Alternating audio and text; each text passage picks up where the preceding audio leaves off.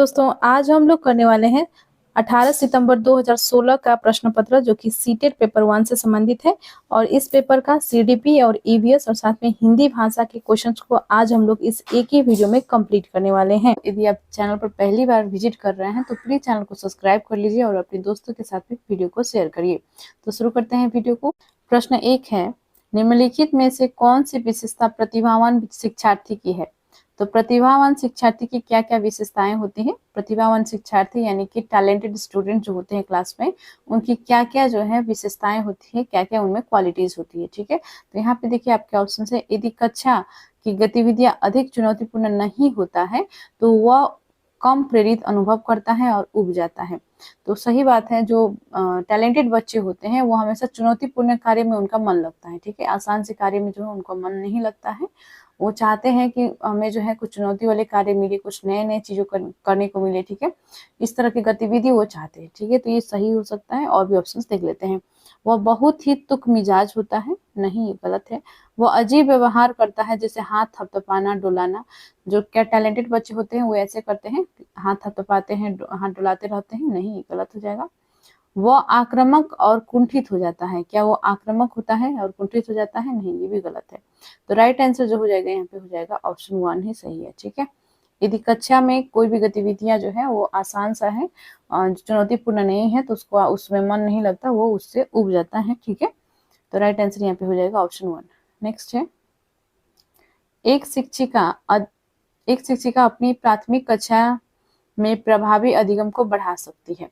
तो एक शिक्षिका जो है, प्राथमिक कक्षाओं की बात हो रही है, तो वहां पे जो है अपने प्रभावी अधिगम यानी सीखने को जो है किस तरह से बढ़ावा दे सकती है। तो यहाँ पे देखिए ऑप्शन है ड्रिल और अभ्यास। तो ड्रिल और अभ्यास नेगेटिव टैग वर्ड होते हैं। ठीक है, तो ये कराकर अधिगम प्रभावी नहीं बनाया जा सकता है, तो ये यहाँ पे गलत हो जाएगा। अपने विद्यार्थियों में प्रतियोगिता का प्रोत्साहन देकर, प्रतियोगिता और प्रतिस्पर्धा, ठीक है, ये सभी नहीं कराना है, यानी कि बच्चों में कंपटीशन नहीं कराना है। ठीक है, ये भी यहाँ पे गलत हो जाएगा। विषय वस्तु को विद्यार्थियों के जीवन के साथ संबंधित करके, बिल्कुल सही। यदि जो शिक्षिका है वो जो है जो भी पढ़ा रही हैं, जो भी अवधारणा कॉन्सेप्ट बच्चों को पढ़ा रही हैं, समझाने का प्रयास कर रही हैं, वो उनकी दैनिक जीवन से जोड़कर यदि समझाती है तो बच्चे आसानी से समझ जाएंगे। जैसे कि भोजन एक प्रकरण है ईवीएस में। ठीक है, तो यदि ईवीएस में भोजन चैप्टर पढ़ाना है तो भोजन के बारे में यदि वो बात करेंगे बच्चों से कि आपने क्या क्या खाकर आया है आज, और साथ में जो है और भी पूछेंगे कि भोजन किस किस कौन कौन जानता है कि कौन किन प्रकार की सब्जियां होती हैं। ठीक है, और साथ में चावल के बारे में पूछेंगी, दाल के बारे में पूछेंगे, रोटी आदि के बारे में, अनाज के बारे में पता लगाएंगे, चना के बारे में। ठीक है, तो इन सब से क्या होगा कि बच्चे जो है जुड़ा हुआ महसूस करेंगे। हाँ, हम तो आज चना ही खाकर आए थे, हाँ आज तो हम रोटी खाकर आए हैं, चावल खाकर आए हैं। ठीक है, तो इस प्रकार से बच्चे जो है उस चीज से जुड़ पाएंगे। ठीक है, तो बच्चों को जो है उनका सीखना प्रभावी किस तरह से बनाया जा सकता है, उनकी जो दैनिक जीवन है उनसे जोड़कर। ठीक है, तो ऑप्शन 3 यहाँ पे सही है। और देखिए ऑप्शन 4 में दिया गया है, अधिगम में छोटी छोटी उपलब्धियों के लिए पुरस्कार देकर। पुरस्कार देना, दंड देना, ये दोनों गलत माना जाता है। ठीक है, तो ये यहाँ पे गलत हो जाएगा। तो राइट आंसर क्या होगा? ऑप्शन 3 हो जाएगा। आगे बढ़ते हैं, क्वेश्चन 3 है, बच्चों के बारे में निम्नलिखित कथनों में से कौन से सही है? तो यहाँ पे देखिए ऑप्शन है, बच्चे के बारे में कुछ कथन दिए गए हैं। बच्चे जानकारी के निष्क्रिय प्राप्तकर्ता होते हैं, नहीं, बच्चे जो है सक्रिय प्राप्तकर्ता होते हैं। ठीक है, तो ये यहाँ पे गलत हो जाएगा। निष्क्रिय शब्द नेगेटिव वर्ड होता है, ध्यान रखिएगा। बच्चे समस्या समाधान करता है, बच्चे जो है समस्या का समाधान कर सकते हैं, तो ये सही है। बच्चे वैज्ञानिक शोध करता है, बिल्कुल है। वे जो है नए नए चीजों को खोजते रहते हैं, वो बहुत ही जिज्ञासु होते हैं। हर चीज को लेकर जो है उनमें बहुत से प्रश्न उत्पन्न होते हैं और वो हमेशा सवाल ही करते रहते हैं। ठीक है, और है बच्चे पर्यावरण के सक्रिय अन्वेषक है, ये भी सही है। वे जो है हर चीज को बहुत ही ध्यान से देखना और बारीकी से जो है उस पर अध्ययन करने का वो कार्य करते हैं। ठीक है, तो बच्चों के बारे में सभी सही है। ठीक है, तो राइट आंसर यहाँ पे कौन सा हो जाएगा? बी सी डी करेक्ट हो जाएगा। ठीक है, तो राइट आंसर हो जाएगा यहाँ पे ऑप्शन 1, बी सी और डी। ठीक है, नेक्स्ट क्वेश्चन पर बढ़ते हैं। क्वेश्चन 4 है, विद्यार्थियों में संप्रत्यात्मक विकास को प्रोत्साहन देने के लिए निम्नलिखित में से कौन सी विधि सबसे प्रभावी है? तो संप्रत्यात्मक विकास को प्रोत्साहन देने के लिए जो है कौन सी विधि सबसे प्रभावी है? यहाँ पे ऑप्शन है याद करने के लिए कहकर विद्यार्थियों के गलत विचारों को सही विचारों में बदलना। तो याद कराना ये जो है नेगेटिव टैग वर्ड है, ये जो है अच्छा नहीं माना जाता है। ठीक है, बच्चों को रटने के लिए, याद करने के लिए नहीं देना है। ठीक है, बल्कि उन्हें सिखाना है, समझाना है। नेक्स्ट ऑप्शन है विद्यार्थियों को बहुत से उदाहरण देना और उन्हें तर्क शक्ति का उपयोग करने के लिए प्रोत्साहित करना, पॉजिटिव है। और भी देख लेते हैं। जब तक विद्यार्थियों में वांछित संप्रत्यात्मक परिवर्तन न हो जाए तब तक दंड का उपयोग करना। दंड देकर बच्चों को सिखाया नहीं जा सकता है, उनमें परिवर्तन नहीं लाया जा सकता है। ठीक है ना, तो ये भी यहाँ पे गलत हो जाएगा। पुराने प्रत्ययों में किसी संदर्भ के बिना नए प्रत्ययों को अपने आप समझा जाना चाहिए। ठीक है, पुराने प्रत्ययों में किसी संदर्भ के बिना, यानी कि पुराने चीजों से जो है नए चीजों को बिना जुड़े सिखाना, तो ये भी यहाँ पे गलत हो जाएगा। बल्कि जो भी बच्चों का अनुभव है, जो भी वो पहले से चीजों को जानते हैं, उनसे जोड़कर नए चीजों को सिखाया जाता है, तो उसका जो है उसका परिणाम अच्छा होता है, वो प्रभावी शिक्षण होता है और बच्चे जो है आसानी से समझ पाते हैं। ठीक है, तो ये भी यहाँ पे गलत दिया गया है। तो राइट आंसर यहाँ पे क्या हो जाएगा? ऑप्शन यहाँ पे सेकेंड सही था। ठीक है, ऑप्शन यहाँ पे सेकेंड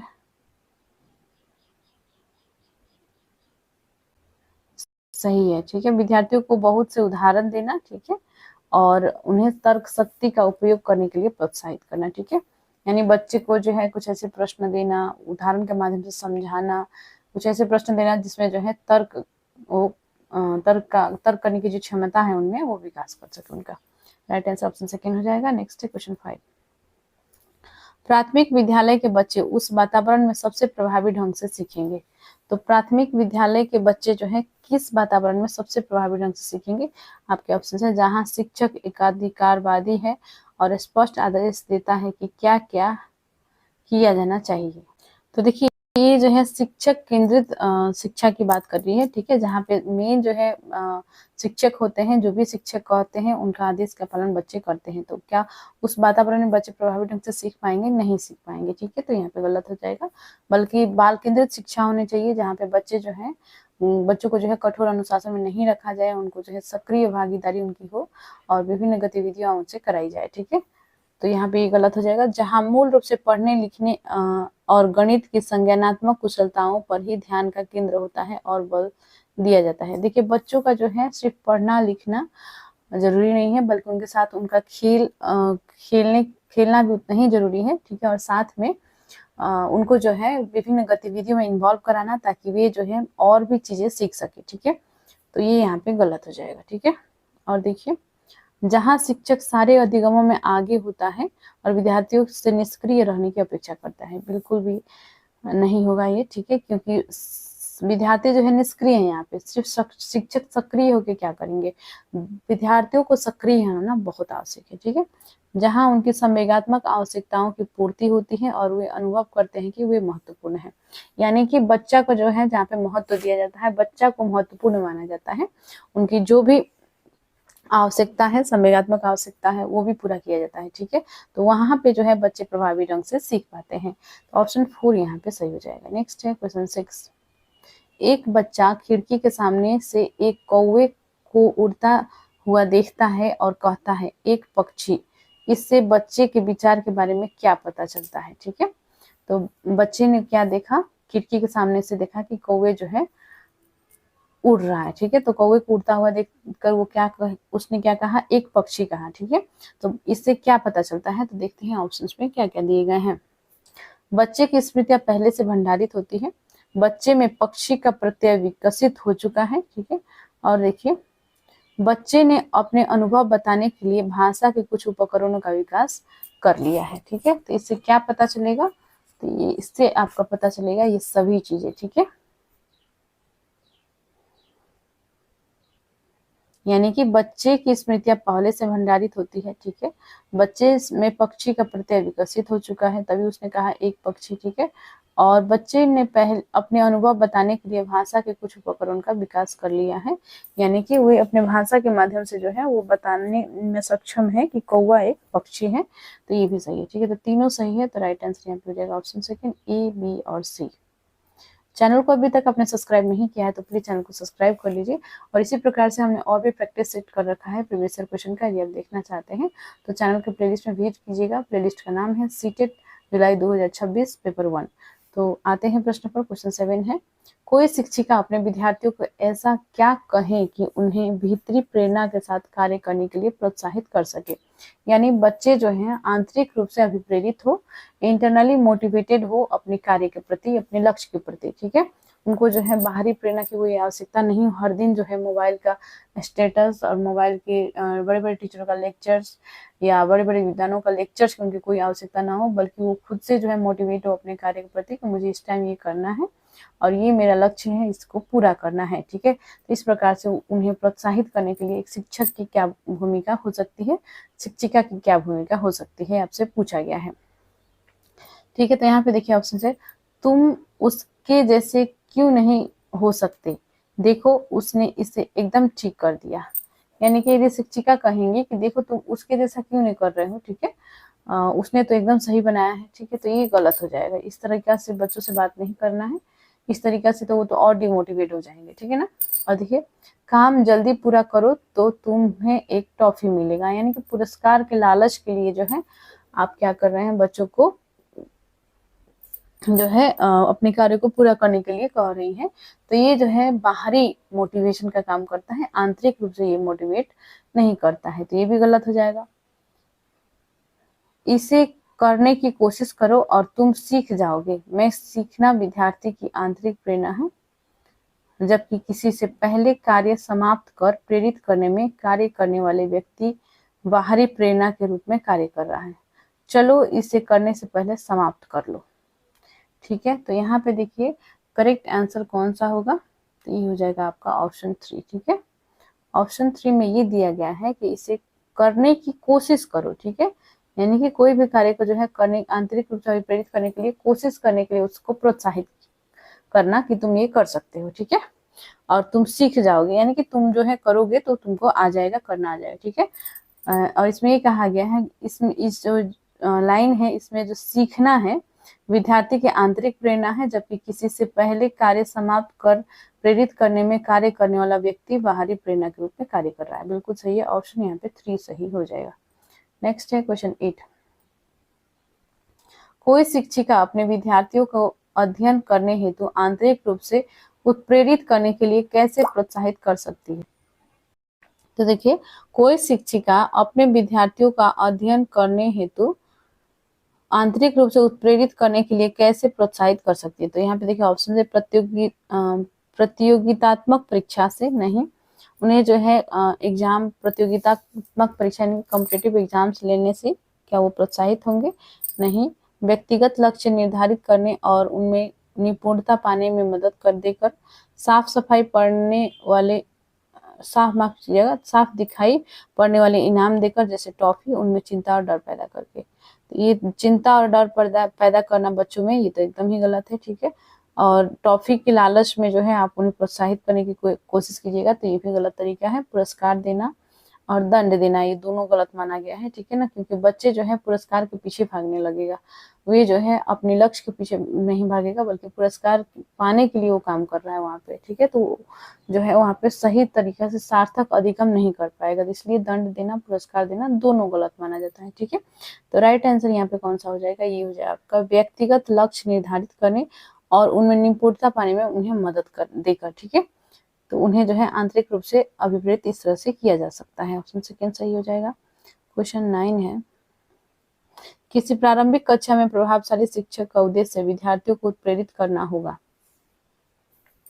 तो किसी प्रारंभिक कक्षा में प्रभावशाली शिक्षक का उद्देश्य क्या होता है, विद्यार्थियों को उत्प्रेरित करना होगा। तो यहाँ पे देखिए आपके ऑप्शन है, रटकर याद करने के लिए, जिससे वो इस प्रत्यास्पण करने में अच्छे बने। रटकर याद करना नेगेटिव होता है, जैसे कि मैंने अभी भी आपसे बताया। और शिक्षक, प्रभावशाली शिक्षक कब बनते हैं, जब क्या आप रटवाएंगे तो आप प्रभावशाली शिक्षक होंगे, नहीं, गलत है।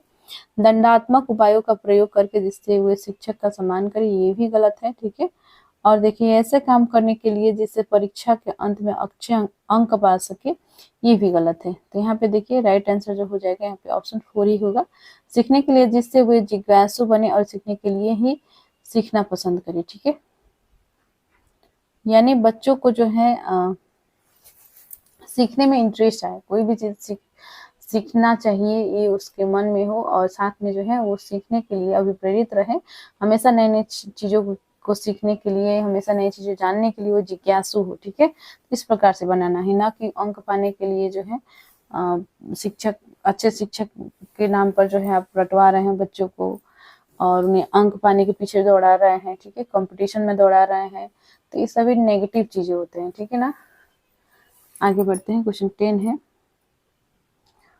निम्नलिखित में से कौन सा उदाहरण प्रभावशाली विद्यालय की प्रथा का है?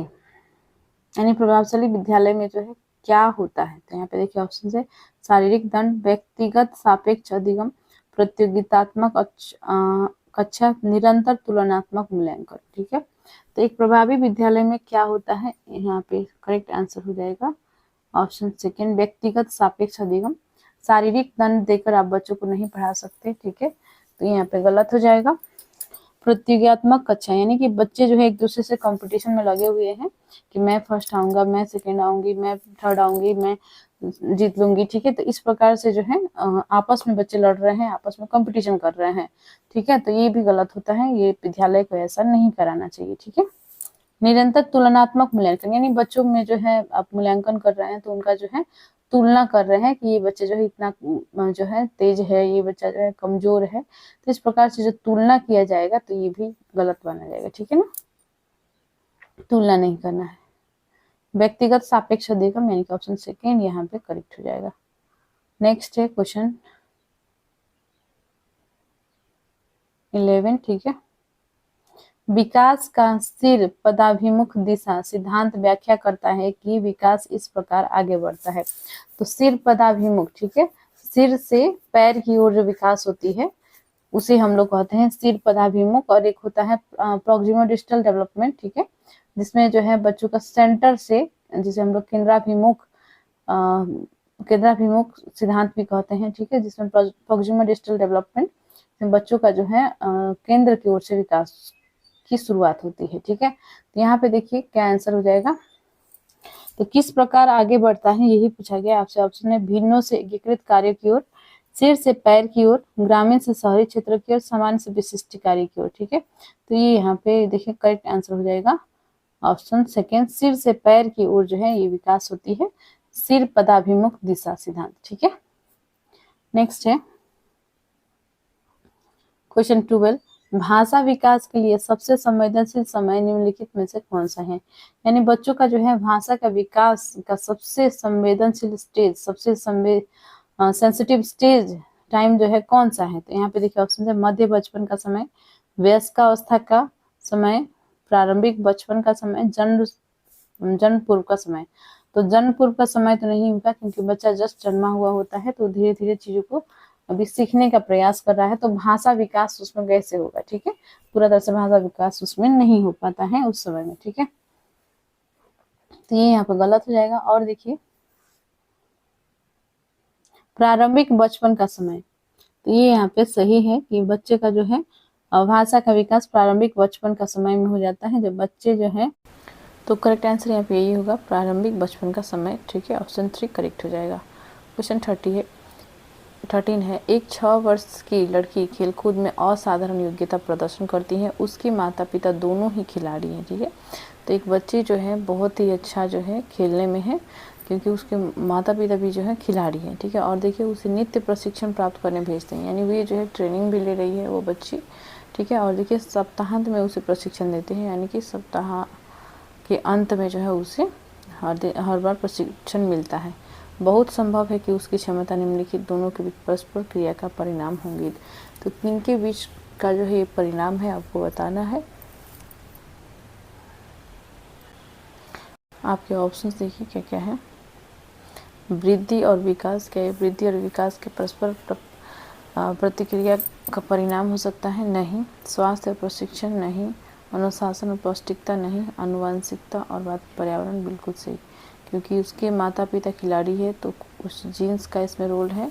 और उसी प्रकार से पर्यावरण में जो पर्यावरण का इसका रोल हो सकता है क्योंकि उसे जो है उस तरह का पर्यावरण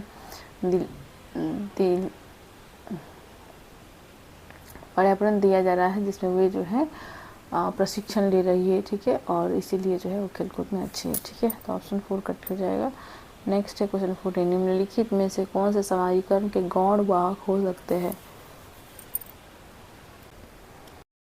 तो यहाँ पे देखिए ऑप्शन है समाजीकरण के गौण वाहक कौन कौन से हो सकते हैं। आपके ऑप्शन से विद्यालय और पास पड़ोस, विद्यालय और निकटतम परिवार के सदस्य, परिवार और रिश्तेदार, परिवार और पास पड़ोस। तो देखिए गौण वाहक जो है यहाँ पे हो जाएगा विद्यालय और पास पड़ोस, ठीक है। राइट आंसर हो जाएगा ऑप्शन 1।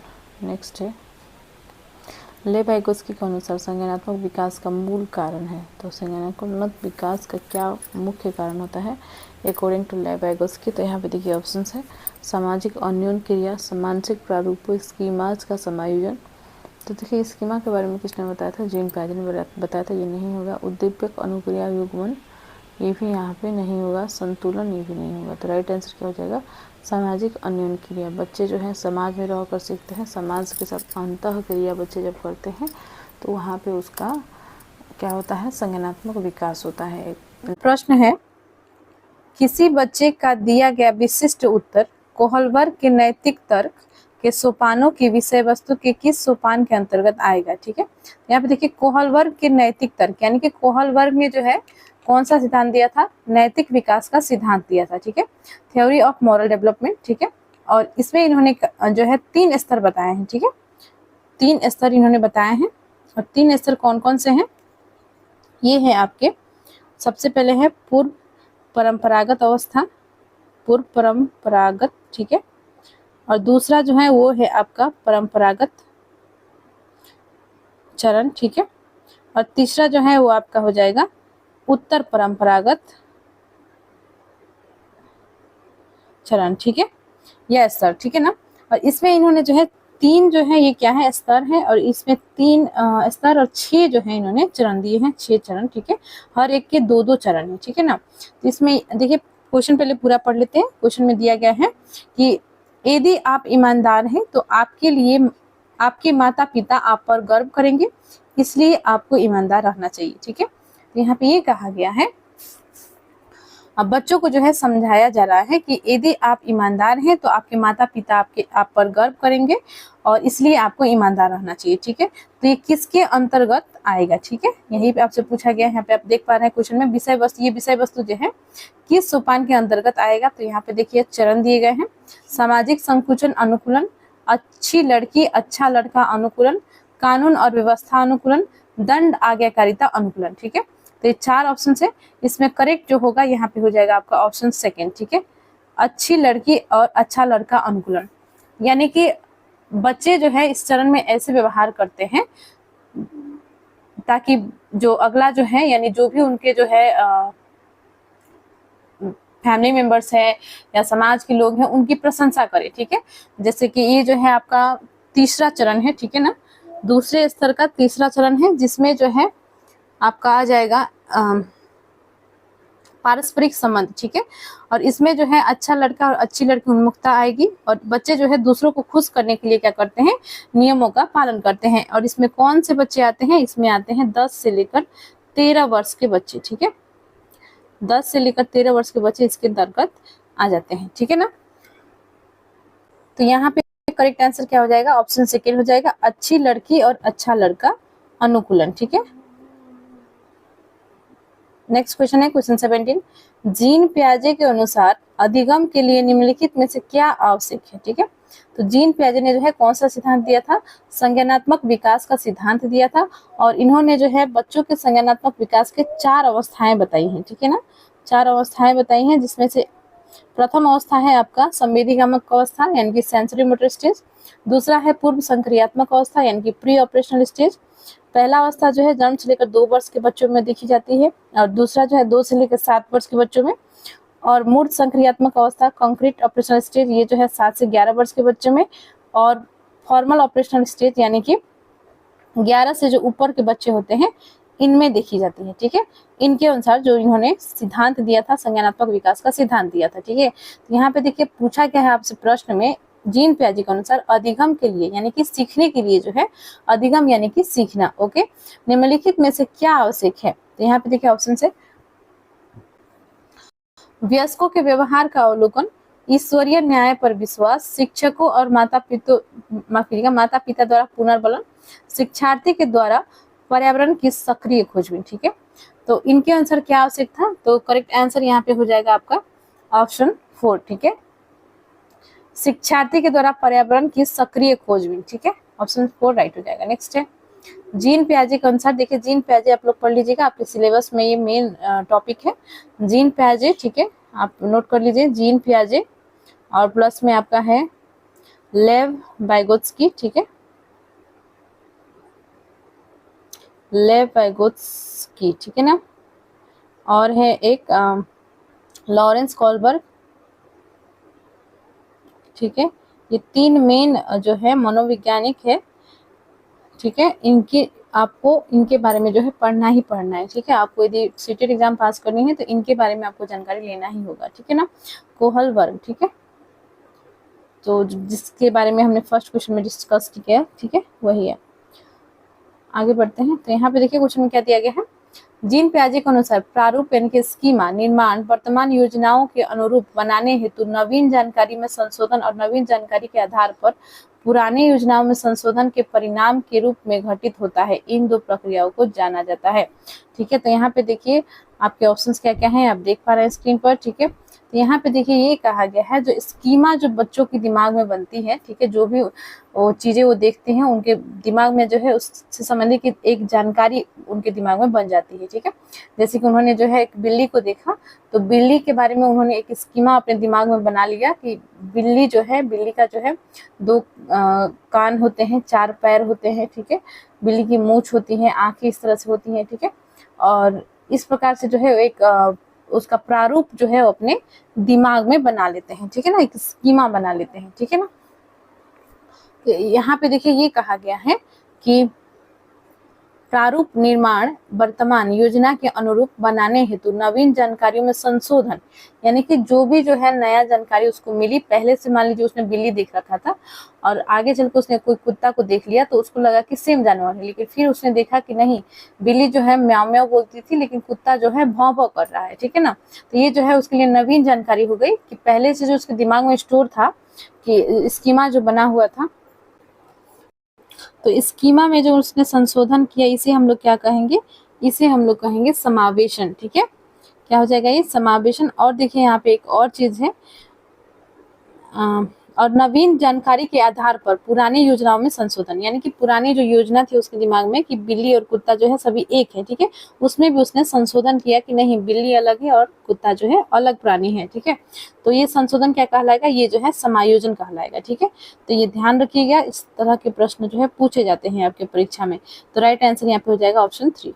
नेक्स्ट है क्वेश्चन 19। क्वेश्चन 19 है, किसी प्रगतिशील कक्षा की व्यवस्था में शिक्षक एक ऐसे वातावरण को उपलब्ध कराकर अधिगम को सुगम बनाता है जो, तो यहाँ पे देखिए प्रगतिशील कक्षा में जो है किस प्रकार की व्यवस्था होनी चाहिए आपको ये बताना है। ठीक है, शिक्षक की क्या भूमिका होती है, किस प्रकार से जो है शिक्षक जो है जो कक्षा का माहौल है, वातावरण है, वो इतना अच्छा बना दे कि अधिगम करने के लिए यानी कि लर्न करने के लिए जो है बहुत ही सुटेबल वातावरण, सुगम वातावरण उपलब्ध हो जाए बच्चों के लिए। ठीक है, तो यहाँ पे देखिए ऑप्शन है नियामक है, समावेशन को हतोत्साहित करता है, आवृत्ति को बढ़ावा देता है, खोज को प्रोत्साहन देता है। तो यहाँ पे करेक्ट आंसर जो हो जाएगा यहाँ पे ऑप्शन 4 हो जाएगा। ठीक है, यानी कि प्रगतिशील कक्षा में जो है यदि सुगम वातावरण उपलब्ध है बच्चों के लिए, तो ये जो है किसको प्रोत्साहित करता है, तो ये जो है खोज को, अन्वेषण को, नवीनता को प्रोत्साहन करता है। ठीक है, तो राइट आंसर यहाँ पे हो जाएगा ऑप्शन 4। नियामक है, ये गलत हो जाएगा। समावेशन को हतोत्साहित नेगेटिव वर्ड होता है, ये याद रखिएगा। ठीक है, तो ये समावेशन को हतोत्साहित नहीं करता है बल्कि समावेशन को बढ़ाता है। ठीक है, और प्रोत्साहित करता है। आवृत्ति को बढ़ावा देता है, ये भी गलत हो जाएगा। ठीक है, तो राइट कौन सा है, ऑप्शन 4। नेक्स्ट है क्वेश्चन 20। हार्वर्ड गार्डनर का बहुबुद्धि सिद्धांत सुझाता है कि, तो हार्वर्ड गार्डनर ने जो है बहुबुद्धि का सिद्धांत दिया था, सबसे पहले तो ये जानिए। ठीक है, और बुद्धि जो है एक ही प्रकार की नहीं होती है, बुद्धि के जो है अनेक प्रकार हैं। इन्होंने जो है 8 प्रकार के बारे में 8 प्रकार की बुद्धि के बारे में इन्होंने बताया था हार्वर्ड गार्डनर ने। ठीक है, जैसे कि एग्जाम्पल के रूप में आप समझ सकते हैं कि जैसे कि कोई गायक है, गायिका है, तो उनके पास जो है सांगीतिक बुद्धि होती है। ठीक है, और कोई जो साहित्यकार है तो उनके पास जो है भाषिक बुद्धि होता है, यानी कि भाषा से संबंधित उनका जो बुद्धि होता है वो बहुत ही विकसित होता है। ठीक है, तो यहाँ पे देखिए इनके जो बहुबुद्धि सिद्धांत है ये क्या सुझाता है, आपको ये बताना है। तो यहाँ पे देखिए ऑप्शन है, बुद्धि को केवल बुद्धि लब्धि परीक्षा से ही निर्धारित किया जा सकता है। नहीं, ये गलत है। ठीक है, बुद्धि को जो है आईक्यू परीक्षा से जो टेस्ट लिया जाता है इसको सही नहीं माना जाता है। तो केवल और केवल निर्धारित इसी से किया जाता है। क्या सही हो सकता है? नहीं हो सकता। और केवल कहीं भी देखिए आपको नेगेटिव वर्ड होती है, ये ध्यान रखिएगा। शिक्षक को चाहिए कि विषय वस्तु को वैकल्पिक विधियों से पढ़ाने के लिए बहुबुद्धियों के एक रूपरेखा की तरह ग्रहण करें। ठीक है, तो देखिए यहाँ पे जो है और ऑप्शंस देख लेते हैं, ये सही लग रहा है। क्षमता भाग्य है और एक अवधि के भीतर नहीं बदलती।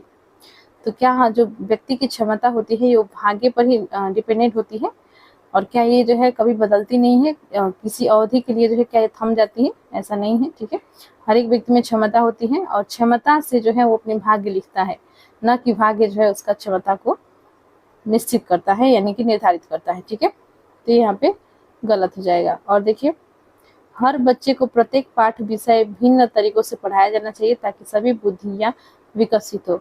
नहीं, ये भी गलत तरीका हो जाएगा। ठीक है,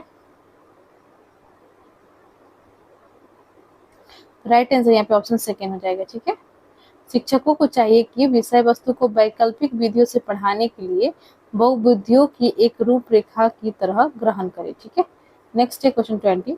कोई 5 वर्ष की लड़की एक टी शर्ट को तह करते हुए अपने आप से बात करती है। ठीक है, लड़की द्वारा प्रदर्शित व्यवहार के संदर्भ में निम्नलिखित में से कौन सा कथन सही है?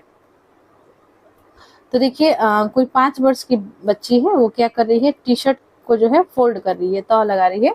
तो वहां पे तह करते समय जो है वो खुद से बात कर रही है। इसे बोलते हैं निज वाक, आत्मवाक भी कह सकते हैं, व्यक्तिगत वाक भी इसे कह सकते हैं। ठीक है, यानी खुद से बात करना। ठीक है, तो यहाँ पे देखिए ये आपसे पूछा गया है कि लड़की द्वारा जो प्रदर्शित व्यवहार है, यानी कि खुद से जो बात कर रही है, यह व्यवहार जो है व्यवहार के संदर्भ में निम्नलिखित में से कौन सा कथन सही है? तो सबसे पहले ऑप्शंस देखेंगे। जीन पियाजे इसे अहम केंद्रित भाषा कहेगा और ले वैगोत्स्की इसकी व्याख्या बच्चे के द्वारा निजी भाषा से अपनी क्रियाओं को नियमित करने के प्रयासों के रूप में करेगा। यानी कि जीन पियाजे जो है इसे क्या कहते हैं? जीन पियाजे जो है इसे अहम केंद्रित भाषा कहते हैं, ये सही है। ले वैगोत्स्की इसकी व्याख्या बच्चे के द्वारा निजी भाषा के अपनी क्रियाओं को नियमित करने के प्रयासों के रूप में करेगा। तो देखिए यही ऑप्शन यहाँ पे सही होगा। ठीक है, तो अदर ऑप्शंस नहीं पढ़ेंगे तो और आप और कंफ्यूज हो जाएगा। ठीक है, क्योंकि जीन पियाजे ने जो आत्मवाक है, निजी वाक है, जो खुद से जो बात करना होता है, इसे अहम केंद्रित भाषा कहा है, और ले वैगोत्स्की ने जो है इसे निजी वाक कहा है। ठीक है, तो ये याद रखेंगे। राइट आंसर ऑप्शन 1 हो जाएगा। ठीक है, नेक्स्ट देख लेते हैं क्वेश्चन 22। लिंग है, तो लिंग क्या है? आपके ऑप्शंस है,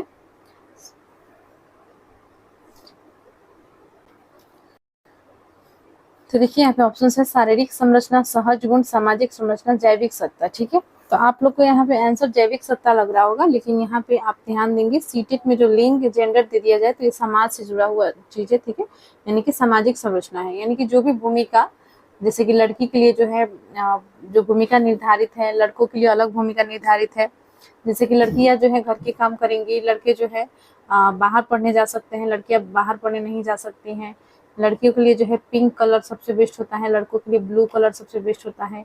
ये चीजें जो हमारे समाज में बहुत पहले से रूढ़िवादी जो ऑलरेडी है, ठीक है, इन्हीं को हम लोग जेंडर कहते हैं, और ये जो है समाज द्वारा निर्मित है। ठीक है, पहले से ये जन्म से निर्धारित नहीं होती है। ठीक है, तो इसे ही हम लोग जेंडर कहते हैं या लिंग कहते हैं, तो कंफ्यूज नहीं होंगे। राइट आंसर यहाँ पे हो जाएगा सामाजिक संरचना, ऑप्शन 3।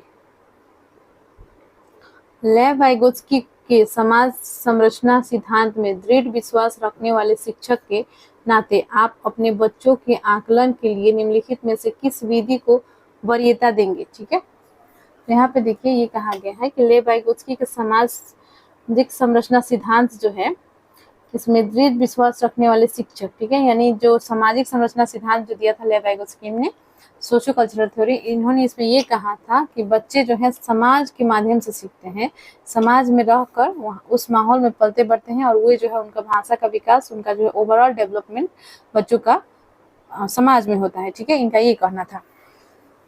यहाँ पे देखिए जो शिक्षक है, इनकी जो सिद्धांत है लेविगुस्की इस पे ये विश्वास रखते हैं। ठीक है, यानी कि शिक्षक ये विश्वास रखते हैं कि बच्चों का जो सीखना है वो जो है सामाजिक वातावरण में हो सकता है। और देखिए यहाँ पे क्या लिखा गया है, रखने वाले शिक्षक एक के नाते आप अपने बच्चों के आकलन के लिए निम्नलिखित में से किस विधि का वरीयता देंगे। यानी कि आप जो है, यानी कि शिक्षक जो है आप खुद है यहाँ पे। ठीक है ना, शिक्षक के नाते आप यहाँ पे कहा गया ना। ठीक है, तो आप खुद शिक्षक हैं और अपने बच्चे के आकलन के लिए कौन सा विधि का प्रयोग करेंगे, यही पूछा गया है। तो यहाँ पे देखिए ऑप्शन है मानकीकृत परीक्षण। मानकीकृत परीक्षण जो है हमेशा ये गलत होता है। ठीक है, तो ये जो है सही नहीं माना जाता है, नेगेटिव वर्ड है, ध्यान रखिएगा। तथ्यों पर आधारित प्रत्यास्मरण के प्रश्न, यह भी नहीं होगा। ठीक है, तथ्य आधारित जो प्रश्न होते हैं ये सही जो है पर आकलन के लिए सही नहीं होता है। वस्तुपरक बहुविकल्पीय प्रकार के प्रश्न, ये भी नहीं होगा।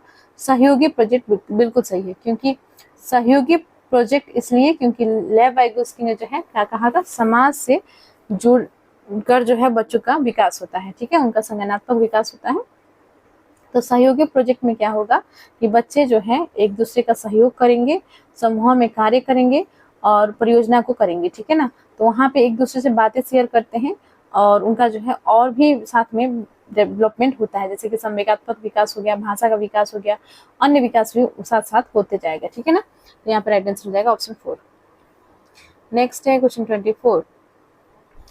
अपनी कक्षा की व्यक्तिगत भिन्नताओं से निपटने के लिए शिक्षक को चाहिए कि, यानी कि जो क्लासरूम में जो है विभिन्न व्यक्तिगत भिन्नताएं वाले बच्चे होते हैं, सभी बच्चा जो है एक समान नहीं होता है। ठीक है, कोई बच्चे जो है बहुत तेज होते हैं पढ़ने में, कोई बच्चे जो है एवरेज होते हैं, कोई बच्चे जो है एकदम स्लो होते हैं। ठीक है, तो इस प्रकार की भिन्नताएं पाई जाती हैं। ठीक है ना, तो इससे निपटने के लिए शिक्षक को क्या करना चाहिए। तो यहाँ पे देखिए ऑप्शन है, तो देखिए ऑप्शन है बच्चों को उनके अंकों के आधार पर अलग कर उनको नामित करें।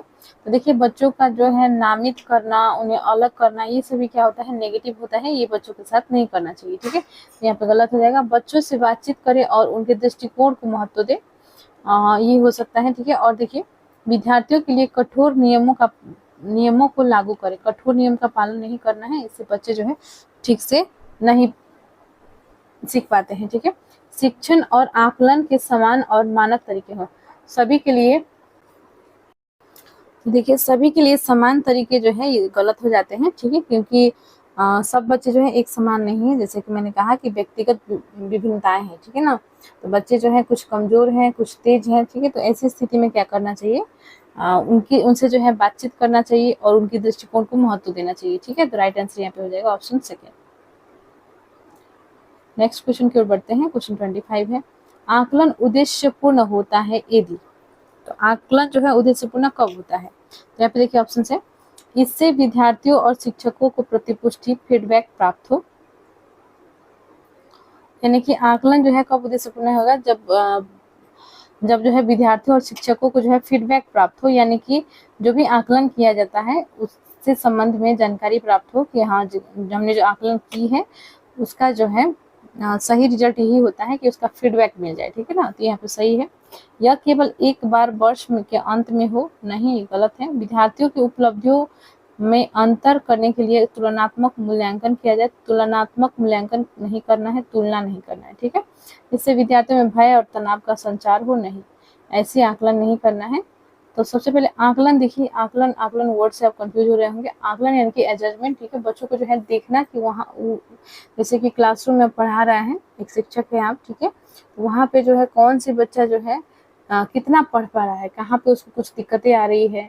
ठीक है, बातचीत करने में या डर रहा है, या नंबर उसका एग्जाम में भी कम आ रहा है, या फिर लिखने में उसको प्रॉब्लम है, या पढ़ने में दिक्कत है। ठीक है, तो इन सब चीज़ों को जो है देखना ही आकलन कहा जाता है। ठीक है ना, तो राइट आंसर यहाँ पे हो जाएगा ऑप्शन 1।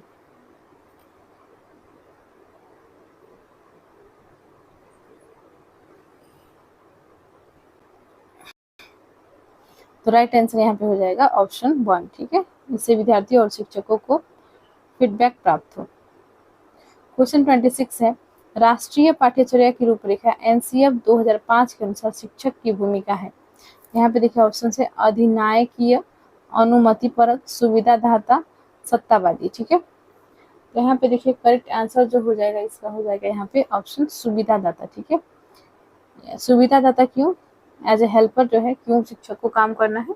क्योंकि एनसीएफ 2005 में ये कहा गया है कि कक्षा जो है बाल केंद्रित होना चाहिए, यानी ऐसी कक्षा होना चाहिए जहाँ पे बच्चे जो है खुद से कार्य करके सीखें। ठीक है, लर्निंग बाय डूइंग करें, यानी कि उन्हें जो है किसी प्रकार का जो है लेक्चर मेथड से, यानी कि व्याख्यान विधि से नहीं पढ़ाना है। सिर्फ आए क्लास में और लेक्चर दे दिए और बच्चों को नोट्स लिखवा दिए और चल दिए। पहले जैसे कि ये जो है शिक्षक केंद्रित शिक्षा में होती थी, पहले इस तरह से बच्चों को सिखाया जाता था, लेकिन पढ़ाया जाता था। ठीक है, लेकिन अब जो दस्तावेज है शिक्षा से संबंधित, जैसे कि एनसीएफ 2005 की ही बात करें, ठीक है, तो इसमें ये कहा गया है कि शिक्षा बाल केंद्रित होना चाहिए, बच्चों को जो है सक्रिय रूप से इन्वॉल्व होकर एक्टिविटी बेस्ड जो है शिक्षा उन्हें दिया जाना चाहिए। ठीक है, जहाँ पे शिक्षक क्या करेंगे, एक सुविधादाता के रूप में, यानी जो भी उनको परियोजना कार्यक्रम में आवश्यक चीजें हैं, जैसे कि बच्चों को जो है आपने दे दिया एक मोर बनाने के लिए। ठीक है, समूह में उनको बांट दिया और आपने कहा दिया कि मोर बनाओ, ठीक है, या मछली बनाओ। ठीक है, जो भी बनाने के लिए आपने दे दिया,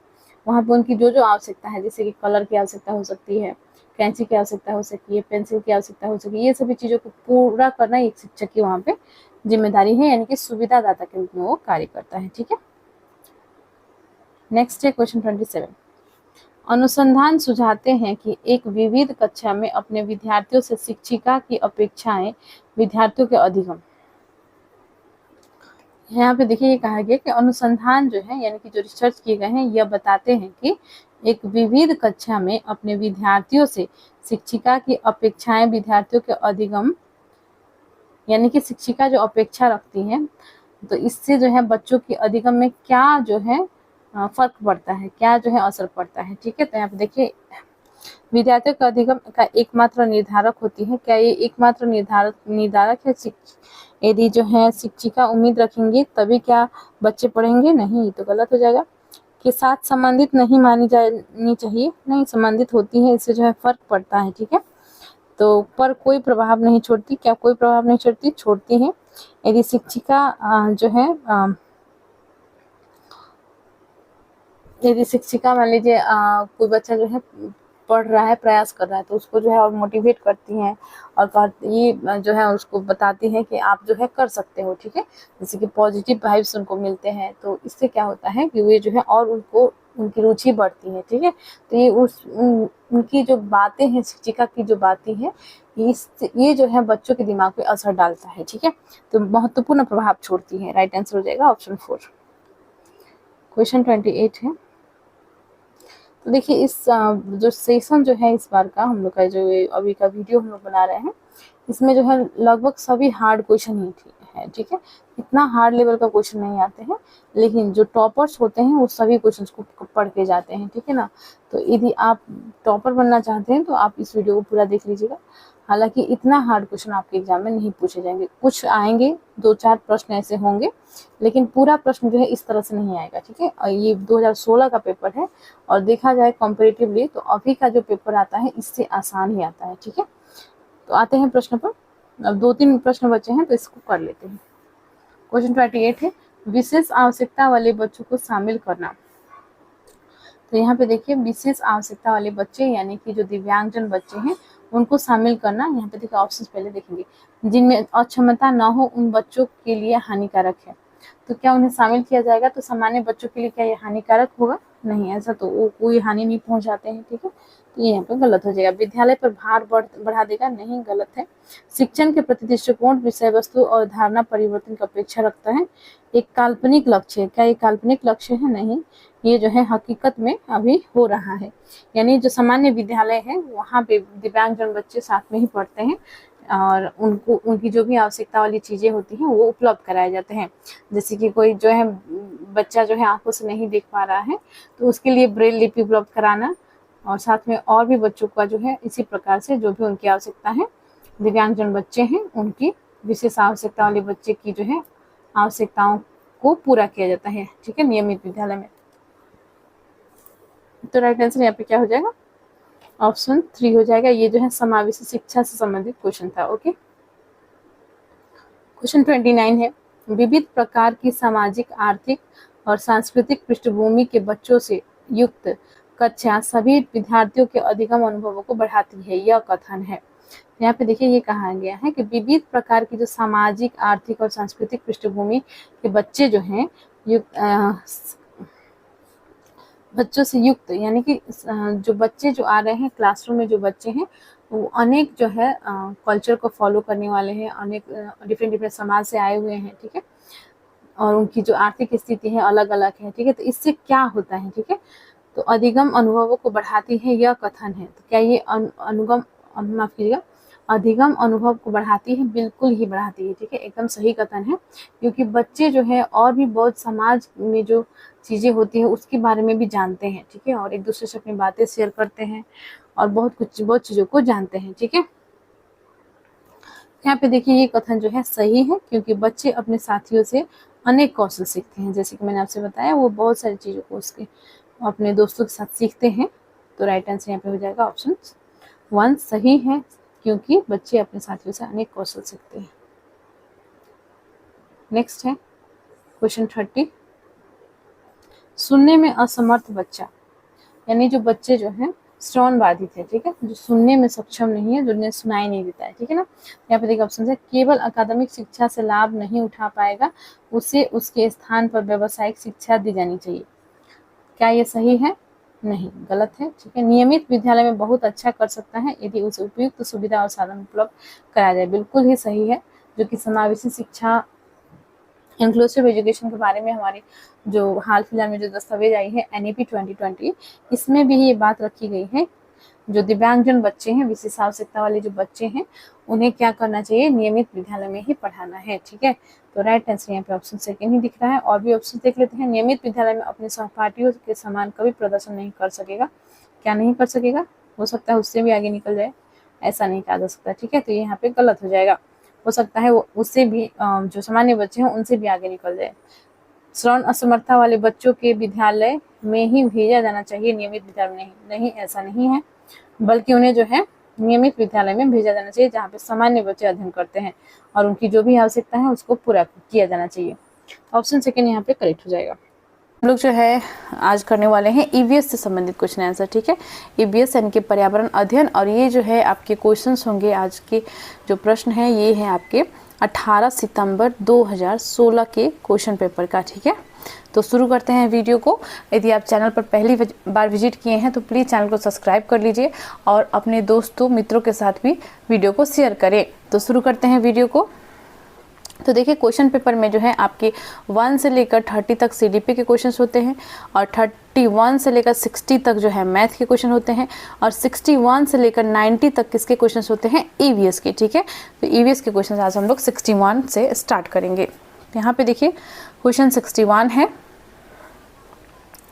पर्यावरण अध्ययन की अपनी कक्षा में समूह क्रियाकलाप का निर्माण करते हुए आप निम्नलिखित विचारों में से किन का ध्यान रखेंगे। यानी कि आप जो है एक शिक्षक है या शिक्षिका है, और जब आप पर्यावरण अध्ययन की EVS विषय पढ़ाने के समय में आप समूह क्रियाकलाप बच्चों में कराइएगा, यानी ग्रुपिंग करके आप जो है बच्चों को कुछ एक्टिविटी करा रही हैं, ठीक है। तो ऐसे स्थिति में आप जो है किन किन बातों का ध्यान रखेंगे, यही आपसे पूछा गया है। तो यहाँ पे देखिए ऑप्शन है गए हैं, बच्चों की रुचियों का ध्यान हो, बिल्कुल सही है। बच्चों जो है इसमें इंटरेस्टेड हो, यानी जो भी आप क्रियाकलाप कराने जा रहे हैं उसमें जो है बच्चे का इंटरेस्ट हो, वे जो है उसमें इंटरेस्ट लेकर अपने क्रियाकलाप में इन्वॉल्व हो सके, इस चीज़ों का आपको ध्यान रखना होगा। तो ये सही हो जाएगा। लड़कों और लड़कियों को समान रूप से रुचिकर लगे, बिल्कुल सही, दोनों को जो है इंटरेस्टिंग लगना चाहिए। और है दूसरा, इसमें मूल्यवान सामग्री लगी हो। देखिए मूल्यवान सामग्री लगी हो ये जरूरी नहीं है, ठीक है। हो सकता है आप जैसे कि एग्जाम्पल के रूप में देखा जाए तो कबाड़ से जुगाड़ एक होता है, ठीक है, यानी कि कबाड़ चीज़ों का जिसका कोई वैल्यू नहीं है, जिसका कोई मूल्य नहीं है, जो हम लोग फेंक देते हैं, ठीक है, उस कचरा से जो है कोई नया चीज़ निकाल लेना, कोई नया चीज़ बना लेना, ये भी एक जो है टैलेंट होता है, ठीक है ना। तो कबाड़ से जुगाड़ भी जो है एक तरीका होता है जो एक्टिविटी बच्चों से कराया जा सकता है। जो भी हमारे आसपास में जो बेकार चीज़ पड़े हुए हैं उन्हीं से जो है कुछ नया चीज़ निकाल लेना, और वो जो है डेकोरेशन के लिए काम आ सकता है या किसी अन्य काम के लिए भी आ सकता है, ठीक है। तो ये होती हैं, ठीक है। तो मूल्यवान सामग्री लगी हो ये आवश्यक नहीं होता है, तो यहाँ पे गलत हो जाएगा। सभी धार्मिक और सांस्कृतिक पृष्ठभूमि के बच्चों को रुचिकर लगे, बिल्कुल सही।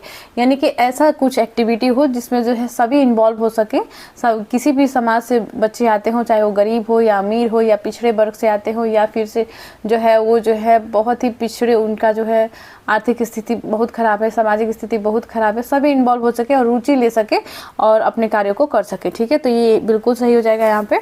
तो यहाँ पे देखिए आपको कूट में करेक्ट आंसर लगानी है, तो देखिए यहाँ पे सी एक नहीं होगा, AVD करेक्ट आंसर है। AVD दिया गया है ऑप्शन सेकेंड में, ऑप्शन सेकेंड करेक्ट हो जाएगा। क्वेश्चन 62 है, निम्नलिखित सभी कथन पर्यावरण अध्ययन में सामूहिक रूप से क्रियाकलापों में संलग्न शिक्षकों और विद्यार्थियों के पक्ष में तर्क प्रस्तुत करते हैं, केवल एक कथन को छोड़कर, वो कथन कौन सा है, ठीक है। यहाँ पे ये पूछा गया है कि आपके जो है 4 ऑप्शंस आपको दिए गए हैं और इसमें से जो है वो कौन सा कथन है जो सामूहिक रूप से जो क्रियाकलाप में संलग्न शिक्षक और विद्यार्थियों के पक्ष में तर्क नहीं देता है, ठीक है। यहाँ 3 जो है ऐसे ऑप्शन है जो तर्क दे रहे हैं और एक ऑप्शन ऐसा है जो आपको चूज करना है जो कि सामूहिक क्रियाकलापों के में संलग्न, यानी कि कोई भी गतिविधि में जो है जो इन्वॉल्व टीचर हैं और वहाँ पे स्टूडेंट्स हैं, ठीक है ना, इसके पक्ष में ये तर्क नहीं देता। तो यहाँ पे देखिए सबसे पहले ऑप्शंस को देखेंगे। बच्चे परस्पर सामंजस्य और सहयोग करना सीखते हैं, यानी कि समूह कार्य जब होता है तो बच्चे एक दूसरे को सहयोग करते हैं, बिल्कुल सही बात है, ठीक है। बच्चे दूसरे से बात और बहस करने से अधिक सीखते हैं, तो देखिए ये कहा गया है यहाँ पे कि बच्चे जो है बहस करने से सीखते हैं और बात करने से सीखते हैं, बिल्कुल सीखते हैं, क्योंकि बच्चों को जो है समूह कार्य इसीलिए भी कराया जाता है ताकि वो अंतः क्रिया कर सके। अंतः क्रिया इंटरैक्शन का मतलब यही होता है कि वो जो है बातचीत करे और अपनी बातों को शेयर करे और जो भी वहाँ पे ज़रूरत की चीज़ें हैं उससे रिलेटेड भी बात करे और भी बात करे, ठीक है। ऐसा नहीं है कि बच्चों को जो है एक दूसरे से बात करने ही नहीं दिया जा रहा है, तो यहाँ पे इस टाइप का इतना कठोर अनुशासन में जो है बच्चों को नहीं रखा जाता है, ठीक है ना। और समूह क्रियाकलाप का मुख्य उद्देश्य यही होता है कि बच्चे अंतःक्रिया करें, एक दूसरे से बातचीत करें और अपने इमोशंस को शेयर करें, अपने जो सामाजिक चीज़ें जो बदलाव आती है जीवन में इन सब चीज़ों के बारे में डिस्कस करें ताकि वे जो है रियल लाइफ सिचुएशंस को अपने लाइफ में आसानी से डील कर पाएँ, ओके। और देखिए बच्चे, ये सही है, समूह क्रियाकलापों की वजह से बच्चे अंक उपलब्धि में अच्छा सुधार प्रदर्शित करते हैं।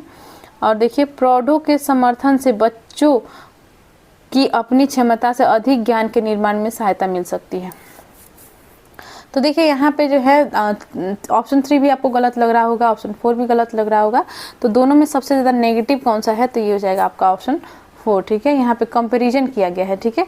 प्रौढ़ों के समर्थन से बच्चों को अपनी क्षमता से अधिक ज्ञान के निर्माण में सहायता मिल सकती है, ये जो है नहीं होगा, क्योंकि यहाँ जो है उनकी समर्थन से ज़्यादा सीखने की यहाँ पे आवश्यकता नहीं है, बल्कि एक दूसरे से सीखने की आवश्यकता है, खुद से कार्य करके सीखने की आवश्यकता है, ठीक है। तो ये यहाँ पे आपका गलत हो जाएगा। नेक्स्ट क्वेश्चन की ओर बढ़ते हैं। क्वेश्चन 63 है, समूह कार्य। देखिए समूह कार्य से बहुत से प्रश्न बन रहे हैं, ठीक है ना। समूह कार्य से पर्यावरण अध्ययन कर रहे बच्चों की सामाजिक व्यक्तिगत विशेषताओं के आकलन के लिए निम्नलिखित में से कौन सा उपकरण सर्वाधिक उपयुक्त होगा। तो यहाँ पे देखिए आपसे पूछा गया है,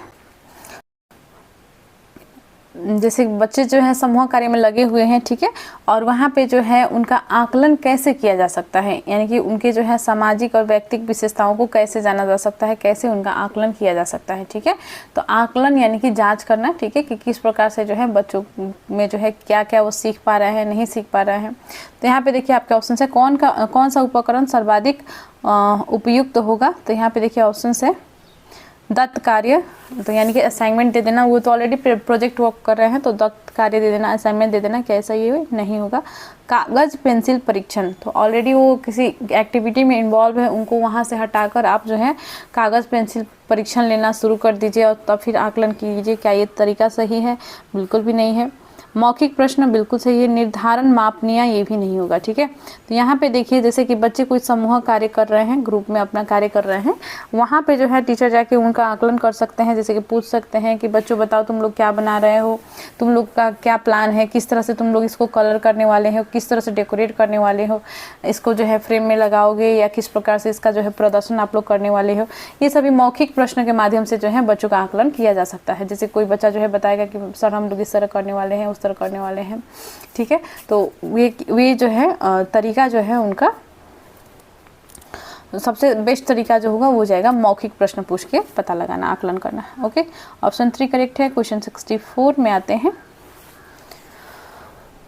नीचे पौधों के बारे में बच्चों के कुछ सहानुभूत विचार दिए गए हैं, ठीक है। इनमें से कौन सा विचार वैज्ञानिक दृष्टि से ठीक है, ठीक है। यानी बच्चा जो है उसने बताया कि पौधों के बारे में उसने कुछ बताया है, ठीक है। तो कौन सा विचार जो है इसमें वैज्ञानिक दृष्टिकोण से सही है। तो यहाँ पे देखिए आपके ऑप्शंस हैं। कुछ सब्जियां फल होती हैं, बीज किसी पौधे का हिस्सा नहीं होते, ठीक है। गाजर और बंद गोभी पौधे नहीं हैं, घास पौधा नहीं है, ठीक है। तो यहाँ पे देखिए आपसे यही पूछा गया है कौन सा जो है इसमें जो बच्चे ने जो अपने विचार, ये 4 विचार दिए हैं, इनमें से कौन सा वैज्ञानिक दृष्टि से सही हो सकता है, ठीक है, सही है। तो यहाँ पे देखिए बीज किसी पौधे का हिस्सा नहीं होता, तो ये यहाँ पे नहीं होगा। गाजर और बंद गोभी पौधे नहीं हैं, ये भी नहीं होगा। घास पौधा नहीं है, ये भी नहीं होगा। तो घास एक पौधा है, गाजर और बंद गोभी का भी जो है पौधा होता है। बीज किसी पौधे का हिस्सा नहीं होते, बीज जो है पौधे का हिस्सा होता है, ठीक है। बीज से ही जो है अंकुरन होता है, उसके पश्चात जो है क्या होता है, एक पौधा निकलता है, ठीक है ना। और देखिए यहाँ पे कुछ सब्जियां फल होती हैं, ये यहाँ पे सही जो है विचार दिया गया है बच्चा के द्वारा, ठीक है। तो कुछ सब्जियां जो है फल होते हैं, तो ये यहाँ पे सही हो जाएगा। तो जैसे कि केला का सब्जी आपने खाया होगा, ठीक है। आप जो है उसको फल के रूप में भी खाते हैं और जो है उसका सब्जी भी जो है होता है, ठीक है। तो जैसे कि कुछ सब्जियां फल होती है, तो ये सही हो जाएगा यहाँ पे। वैज्ञानिक दृष्टिकोण से ये भी सही है, ठीक है। नेक्स्ट है क्वेश्चन 65। कक्षा 4 की एक शिक्षिका ने अपने विद्यार्थियों से कहा, कुछ वयोवृद्ध लोगों से यह पूछिए कि जब वे जवान थे तो क्या उन्होंने कुछ ऐसे पौधे देखे थे जो आजकल नहीं दिखाई पड़ते। तो देखिए यहाँ पे ये पूछा गया है कि उपरोक्त प्रश्न के पूछे जाने पर निम्नलिखित में से किस कौशल के आकलन की संभावना नहीं है, ठीक है, नहीं है पूछा गया है, ठीक है। तो यहाँ पे देखिए यही पूछा गया है कि कक्षा 4 की जो शिक्षिका है उन्होंने क्या कहा, विद्यार्थियों से कहा कि कुछ वृद्ध लोगों से क्या पूछे कि जब वे जवान थे, यानी कि मैंने कुछ साल पहले, ठीक है, तो क्या उन्होंने कुछ ऐसे पौधे देखे थे जो आजकल नहीं दिखाई पड़ते। ऐसा हो सकता है, ठीक है ना। बहुत से पौधे जो हैं विलुप्त हो गए होंगे, जो उस समय दिखते होंगे, अभी वे पौधे जो है नहीं दिख रहे होंगे, ये भी हो सकता है, ठीक है ना। या हो सकता है नए नए कुछ और जो है नए नए पौधों के प्रजाति जो है उग गए हैं, तो ये भी हो सकता है। तो यहाँ पे देखिए ये प्रश्न जो है क्यों पूछने के लिए कहती है शिक्षिका, आपसे ये पूछा गया है, ठीक है। तो यहाँ पे देखिए ये पूछा गया है कि उपरोक्त प्रश्न के पूछे जाने पर निम्नलिखित में से किस कौशल के आकलन की संभावना नहीं है, यानी कि किस कौशल का माफ कीजिएगा आकलन की संभावना है। तो ये आपका हो जाएगा, देखिए ऑप्शन से चर्चा, प्रश्न पूछना, अभिव्यक्ति, प्रयोग। तो यहाँ पे देखिए चर्चा बिल्कुल सही है, यानी बच्चे जो जब जाएंगे अपने जो है आसपास के वृद्ध लोग हैं उनसे पूछने कि आप जब जो है मतलब कुछ साल पहले जो है कौन कौन से पौधे दिखते थे जो अब नहीं दिखते हैं, ठीक है। तो वो चर्चा करेंगे, ठीक है, सही है। प्रश्न पूछेंगे, प्रश्न तो पूछना ही होगा तभी तो उनको पता चलेगा। अभिव्यक्ति करेंगे, ठीक है, ये भी सही है, लेकिन प्रयोग यहाँ पे नहीं होगा, ठीक है ना। यहाँ पे किसी भी तरह का एक्सपेरिमेंट नहीं करना है, प्रयोग करके नहीं देखना है, बस पता लगाना है कि पौधे थे या नहीं थे, ये बस जानकारी लेना है, ठीक है ना। तो यहाँ पे प्रयोग जो आकलन है ये जो है शामिल नहीं होगा, ठीक है। तो राइट आंसर यहाँ पे करेक्ट हो जाएगा ऑप्शन 4, क्योंकि नहीं पूछा गया था। ओके, क्वेश्चन 66 है। एक शिक्षक प्रत्येक बच्चे को अपने घरों की रद्दी सामग्री से कुछ उपयोगी वस्तु बनाने को कहता है, शिक्षक का शैक्षिक अभिप्राय नहीं है। यहाँ पे देखिए एक शिक्षक जो है प्रत्येक बच्चे को अपने घरों की रद्दी सामग्री से कुछ उपयोगी वस्तु बनाने को कहता है। जैसे कि मैंने आपसे अभी आपसे डिस्कस किया था, कबाड़ से जुगाड़, ठीक है ना, यानी कि जो भी कबाड़ चीज़ है, जो भी कचरा है, उससे जो है कुछ नया सामग्री बनाना, रद्दी से जो है कुछ नया बनाना, ठीक है। तो यहाँ पे देखिए शिक्षक का शैक्षिक अभिप्राय नहीं है, यानी कि शिक्षक जो है इससे जो है क्या नहीं करना चाहता है, ये पूछा गया आपसे। तो यहाँ पे देखिए ऑप्शन है, कूड़े से बनी श्रेष्ठ वस्तुओं की प्रदर्शनी आयोजित कराना, कक्षा में श्रेष्ठ विद्यार्थी के बारे में निर्णय करना, बच्चों में सृजनशीलता का विकास करना, और देखिए बच्चों में पुनः चक्रण, पुनः प्रयोग और रूपांतरण को समझने देना, ठीक है। तो यहाँ पे देखिए कौन सा जो है इसमें उद्देश्य नहीं है शिक्षक का, तो देखिए यहाँ पे करेक्ट आंसर जो हो जाएगा वो हो जाएगा यहाँ पे कक्षा में श्रेष्ठ विद्यार्थी के बारे में निर्णय करना। तो कबाड़ से जुगाड़ उन्होंने करने के लिए कहा है, यानी कि रद्दी सामग्री से जो है कुछ नया बनाने के लिए उन्होंने कहा है। तो बच्चे जब इस तरह के कार्य करेंगे तो प्रदर्शनी आयोजित करेंगे वो, ठीक है, तो ये सही है। बच्चों में सृजनशीलता का विकास होगा, बिल्कुल सही है। बच्चों जो है पुनः चक्रण, पुनः प्रयोग और रूपांतरण को वे जो है समझेंगे, ये भी सही है, ठीक है। किस प्रकार से जो है कोई भी चीज़ जो है उसको फेंकना ज़रूरी नहीं होता, उसका और भी चीज़ों में इस्तेमाल किया जा सकता है, ये वो जानेंगे, यानी कि चीज़ों का जो है पुनः चक्रण, ठीक है, पुनः प्रयोग। ओके, तो यहाँ पे देखिए ऑप्शन सेकेंड यहाँ पे जो है करेक्ट आंसर हो जाएगा, क्योंकि ये जो है उनका उद्देश्य नहीं है शिक्षक का। ऑप्शन सेकेंड राइट है। क्वेश्चन 67 पे आते हैं। आपने जो है अभी तक चैनल को सब्सक्राइब नहीं किया है तो प्लीज़ चैनल को सब्सक्राइब कर लीजिए और अपने दोस्तों के साथ भी शेयर करें, ताकि वे भी जो है सीटेट एग्जाम की तैयारी अच्छे से कर पाएँ। ओके, तो आते हैं क्वेश्चन 67 पे। निम्नलिखित प्रश्नों को पढ़िए। मैंने क्रियाकलाप की योजना इतनी अच्छी बनाई, और देखिए मैंने योजना का अनुसरण कितना अच्छा किया, मेरी शक्तियाँ क्या थी, मुझे सचमुच कठिन क्या लगा। तो यहाँ पे देखिए पहले पूरे प्रश्नों को पढ़िए, तब आपको क्वेश्चन समझ में आएगा, ठीक है। तो यहाँ पे देखिए ऊपर दिए गए 4 प्रकार के प्रश्नों के उत्तर से होगा। तो देखिए माफ कीजिएगा, इसमें जो है 4 ऑप्शंस आपको दे दिए गए हैं, ठीक है। मैं थोड़ा सा छोटा इसको कर देता हूँ, माफ कीजिएगा, कर देती हूँ। ओके, मेरा जो बैकग्राउंड जो है बिगड़ रहा है अब, ओके ना।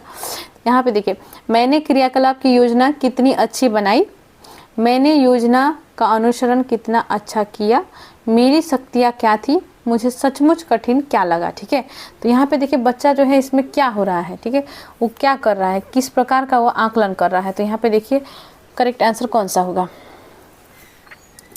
तो यहाँ पे देखिए ऑप्शन है, बच्चों और शिक्षकों दोनों का स्व आकलन, शिक्षकों द्वारा समग्र आकलन, बच्चों का स्व आकलन, शिक्षकों का स्व आकलन, ठीक है। यानी किसका आकलन हो रहा है आपको ये बताना है, ठीक है ना।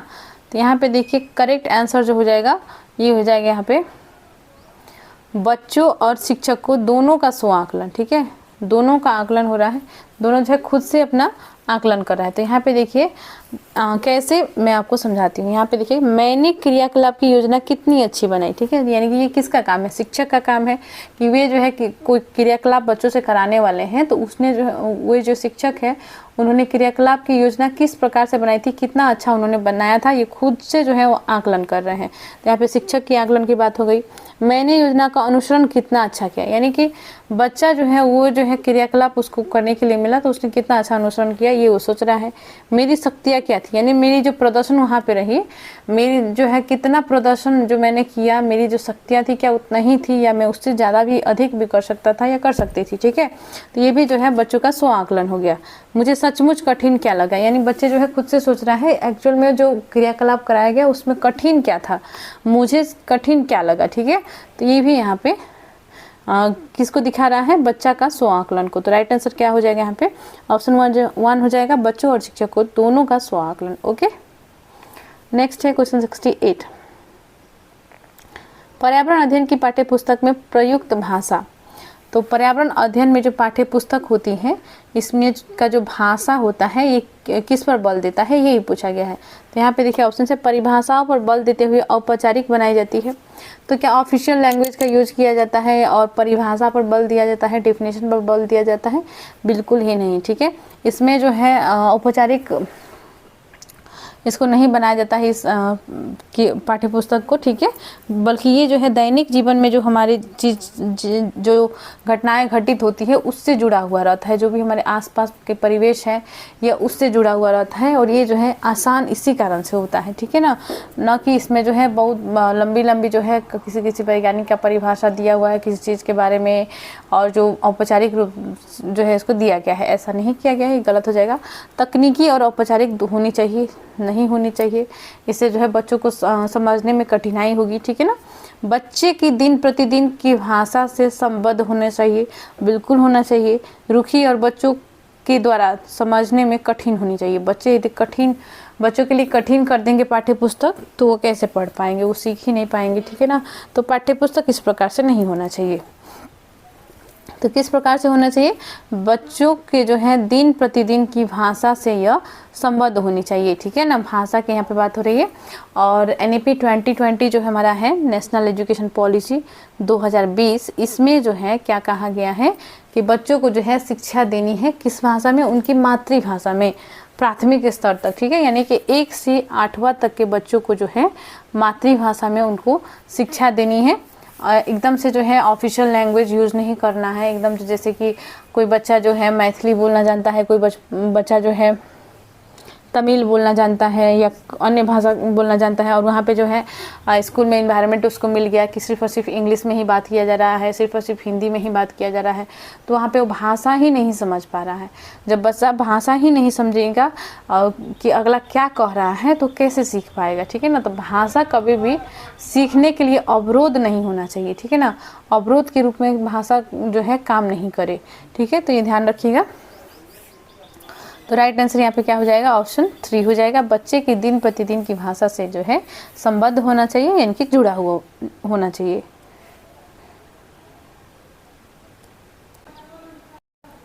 क्वेश्चन 69 पे आते हैं। एक शिक्षक अपने विद्यार्थियों को विभिन्न पशुओं के चित्र देता है और उन पशुओं पर रंग भरने को कहता है जो हमारे घरों में नहीं रहते हैं। इस क्रियाकलाप का उद्देश्य है, ठीक है। तो यानी कि एक शिक्षक ने क्या किया, पशुओं के जो है चित्र दिया और उन पशुओं पर रंग भरने के लिए कहा जो हमारे घरों में नहीं रहते। इस क्रियाकलाप को क्या कहते हैं, यानी कि जो हमारे घरों में नहीं रहते हैं, यानी कि डोमेस्टिक एनिमल्स नहीं है, वे जो है जंगली जानवर हो सकते हैं, ठीक है। जैसे कि हिरन हो गया, बाघ हो गया, चीता हो गया, ये सभी जो है हो सकते हैं, ठीक है ना। तो ये जंगली जानवर के पिक्चर टीचर ने दे दिया, शिक्षक ने दे दिया, और उन्होंने बच्चों को रंग भरने के लिए कहा। तो इसके पीछे क्या उद्देश्य है उनका, यानी कि क्यों जो है वो ये कार्य करा रहे हैं, ताकि बच्चे जो एक तो बच्चे जो है जानवरों के बारे में जानेंगे, और ये भी जानेंगे कि हमारे जो आसपास में जानवर दिखते हैं इनके अलावा भी बहुत से और जानवर होते हैं, ठीक है। और ये भी जानेंगे कि कौन से जानवर जो है काटता है, कौन से जानवर से जो है बचना चाहिए, ठीक है।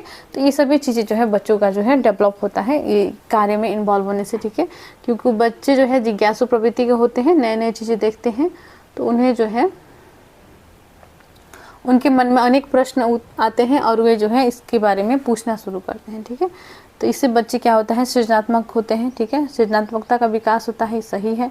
अवलोकन का विकास करना, बच्चे जो है ऑब्जर्व करेंगे कि ये जो है हमारे आसपास के जानवर नहीं है, ठीक है ना। ये जो है ये जो जानवरें हैं ये जो है यहाँ पे नहीं दिखते हैं, ठीक है। तो उनके मन में जिज्ञासा आएगी, अवलोकन करेंगे वो, ये भी सही है। वर्गीकरण कौशल का विकास करना, यह भी सही है। यानी कि बच्चे जो है जानेंगे कि कुछ जो डोमेस्टिक एनिमल्स होते हैं और कुछ जो है वाइल्ड एनिमल्स होते हैं, यानी कि कुछ घरेलू जानवर होते हैं और कुछ जो है जंगली जानवर होते हैं, ठीक है ना। तो ये बच्चे जो है अलग करना सीख जाएंगे इससे, ठीक है। वर्गीकरण कौशल का विकास होगा। डाटा संग्रह नहीं करना है इसमें, ठीक है। तो ये यहाँ पे गलत हो जाएगा। तो राइट आंसर क्या हो जाएगा यहाँ पे, ABC, ठीक है। ABC दिया गया है ऑप्शन 3 में, ऑप्शन 3 राइट हो जाएगा। आगे बढ़ते हैं। क्वेश्चन 70 है, पर्यावरण अध्ययन के पाठ्यक्रम जिसे 6 उपविषयों के चतुर्दिक निर्मित किया गया है में पौधे और पशु को जानबूझकर परिवार और मित्र उपविषय के अंतर्गत सम्मिलित किया गया है। तो ठीक है, यहाँ पे देखिए ये कहा गया है कि पर्यावरण अध्ययन में जो है 6 थीम है, ठीक है, जिसे हम लोग जो है उपविषय भी कह सकते हैं, ठीक है। विषय इसमें पर्यावरण अध्ययन हो गया, थीम इसका या उपविषय क्या हो गया, 6 है, जिसमें से जो है आपका 6 थीम जो है कौन कौन से है, तो ये हो जाएंगे आपके परिवार एवं मित्र, ठीक है, और साथ में हो जाएगा यात्रा, जल, आवास, भोजन आदि, ठीक है। तो ये सभी 6 जो है और इसमें जो है उप थीम जो है, जैसे कि परिवार और मित्र का उप थीम कौन सा है, उप थीम, ओके, ध्यान रखिएगा, उप थीम की मैं बात कर रही हूँ। 6 थीम है और इस परिवार और मित्र जो पहला थीम है, इसका उप थीम है पौधे और जानवर, ठीक है, और साथ में है रिलेशनशिप भी इसकी इसी के अंतर्गत आता है, ठीक है। तो यहाँ पे देखिए ये पूछा गया है कि उपविषय के अंतर्गत सम्मिलित किया गया है, इसके लिए निम्नलिखित में से एक कारण को छोड़कर शेष सभी कारण हो सकते हैं, वह कौन सा कारण है, यानी कि एक कौन सा कारण जो है जिसके अलावा जो है सभी कारण है कि इसको जो है इसमें शामिल करना जरूरी था, ठीक है। तो यहाँ पे देखिए परिवार और मित्र में जो है किसको शामिल किया गया है, पशु और पौधे और पशु को, ठीक है। यहाँ पे देखिए ऑप्शंस है, विद्यार्थियों को विज्ञान के दृष्टिकोण से पौधे और पशुओं को समझने में सक्षम बनाना, यहाँ पे गलत हो जाएगा, विद्यार्थियों को विज्ञान के दृष्टिकोण से नहीं, ठीक है, वैज्ञानिक दृष्टिकोण से पौधे और पशुओं को समझने के लिए, सक्षम बनाने के लिए जो है इसमें नहीं जोड़ा गया है, तो यहाँ पे गलत हो जाएगा। सामाजिक और सांस्कृतिक संदर्भ में पौधों और पशुओं के स्थान निर्धारित करने में विद्यार्थियों की सहायता करना, तो ये यहाँ पे सही है। और देखिए इस बात को उभारना कि किस प्रकार मनुष्य एक दूसरे से घनिष्ठ संबंधों को साझा करते हैं, यह भी सही है। इस बात को उभारना कि किस प्रकार कुछ समुदायों के जीवन और आजीविकाएं विशेष पशुओं या पौधों से घनिष्ठ रूप से जुड़े हुए हैं, तो यह भी सही है, ठीक है। यहाँ पे देखिए इससे जो है बच्चों को ये चीजें जो है जानकारी मिलेगी कि किस प्रकार से जो है कुछ समुदाय के जीवन और आजीविकाएं विशेष रूप से पशु और पौधों से घनिष्ठ रूप से जुड़े होते हैं, ठीक है। ये सभी सही है, लेकिन इसमें जो है गलत कौन सा है, तो यहाँ पे देखिए राइट आंसर यहाँ पे हो जाएगा इसके अलावा, ठीक है, इसके अलावा सभी कारण सही है, तो किसके अलावा, तो ऑप्शन 1 के अलावा, तो राइट आंसर कौन सा हो जाएगा, ऑप्शन 1, ओके। नेक्स्ट क्वेश्चन पर बढ़ते हैं, क्वेश्चन 71 है, पर्यावरण अध्ययन के शिक्षण अधिगम में सर्वेक्षण का उद्देश्य है, तो यानी कि सर्वेक्षण किस लिए किया जाता है, सर्वेक्षण यानी कि किसी प्रकार का एक सर्वे करना, जिसमें किसी जैसे कि हो सकता है बच्चों को जो है अपने सर्वेक्षण विधि के माध्यम से पढ़ाने के लिए क्या किया कि उन्हें जो है अपने समुदाय में भोजन के बारे में सर्वेक्षण करने के लिए कह दिया कि किस किस प्रकार के भोजन जो है किस किस घर में बनते हैं, ठीक है, तो ये पता लगाने के लिए आपने कह दिया, तो ये क्या हो जाएगा, ये भोजन का सर्वेक्षण हो जाएगा, ठीक है। तो इस प्रकार के सर्वेक्षण क्यों कराए जाते हैं, इसका उद्देश्य क्या होता है, तो यहाँ पे देखिए आपके ऑप्शन से 4 ऑप्शन दिए गए हैं, नीचे जो है कूट दिए गए हैं, ठीक है, तो ये ध्यान रखिएगा। तो देखते हैं क्वेश्चन को,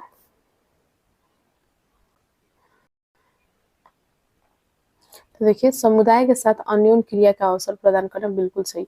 बच्चों को जो आप सर्वेक्षण करने के लिए भेजेंगे समुदाय में, तो वे जो है वो बच्चे जो है क्या करेंगे, समाज के विभिन्न लोगों के साथ अंतः क्रिया करेंगे, वो बातचीत कर पाएंगे, ठीक है, और वो विभिन्न पहलुओं के बारे में जान पाएंगे, ठीक है, तो ये सही है।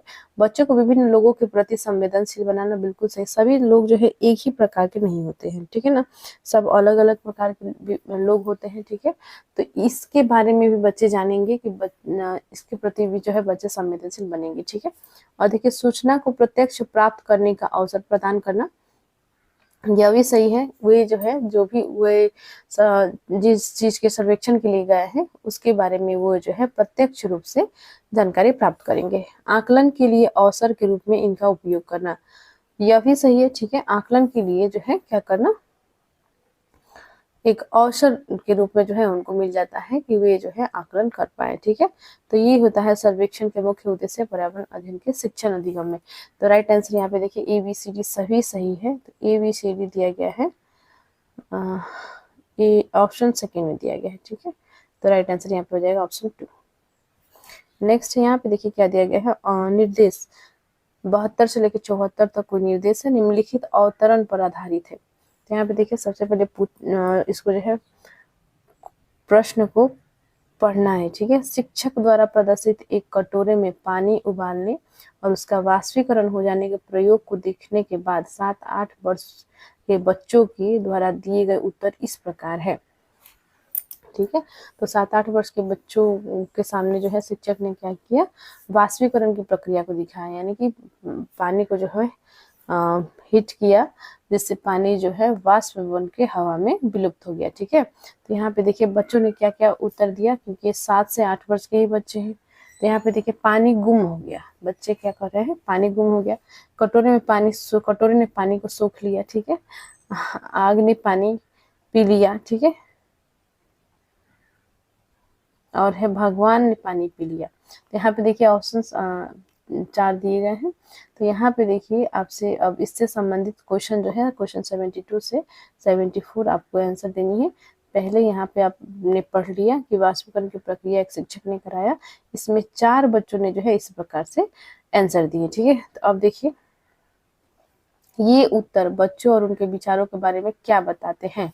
ठीक है। इस प्रकार के जो बच्चों ने उत्तर दिया, तो ये उनके विचारों के बारे में क्या बताते हैं। यहाँ पे देखिए वाष्पीकरण के बारे में बच्चों के विकल्पी विचार है, बच्चों के उत्तर तर्क संगत नहीं है, बच्चों की सोच गलत है, बच्चे अच्छा अवलोकन नहीं कर पाते। क्या बच्चा अच्छा अवलोकन नहीं कर पाते हैं, ये गलत है। ये भी सोच गलत है, ये भी गलत हो जाएगा। उत्तर तर्क संगत नहीं है, यह भी गलत है, क्योंकि बच्चे जो है वाष्पीकरण के बारे में जो है जो भी उनको समझ में आया वो तर्क दे रहे हैं। ठीक है ना, कि वो जो है किसी ने कह रहा है कि आगे ने पानी पी लिया, किसी ने कह रहा है भगवान ने पानी पी लिया, कोई बच्चा कह रहा है कि कटोरे ने पानी पी लिया, कोई बच्चा कह रहा है कि पानी गायब हो गया। ठीक है।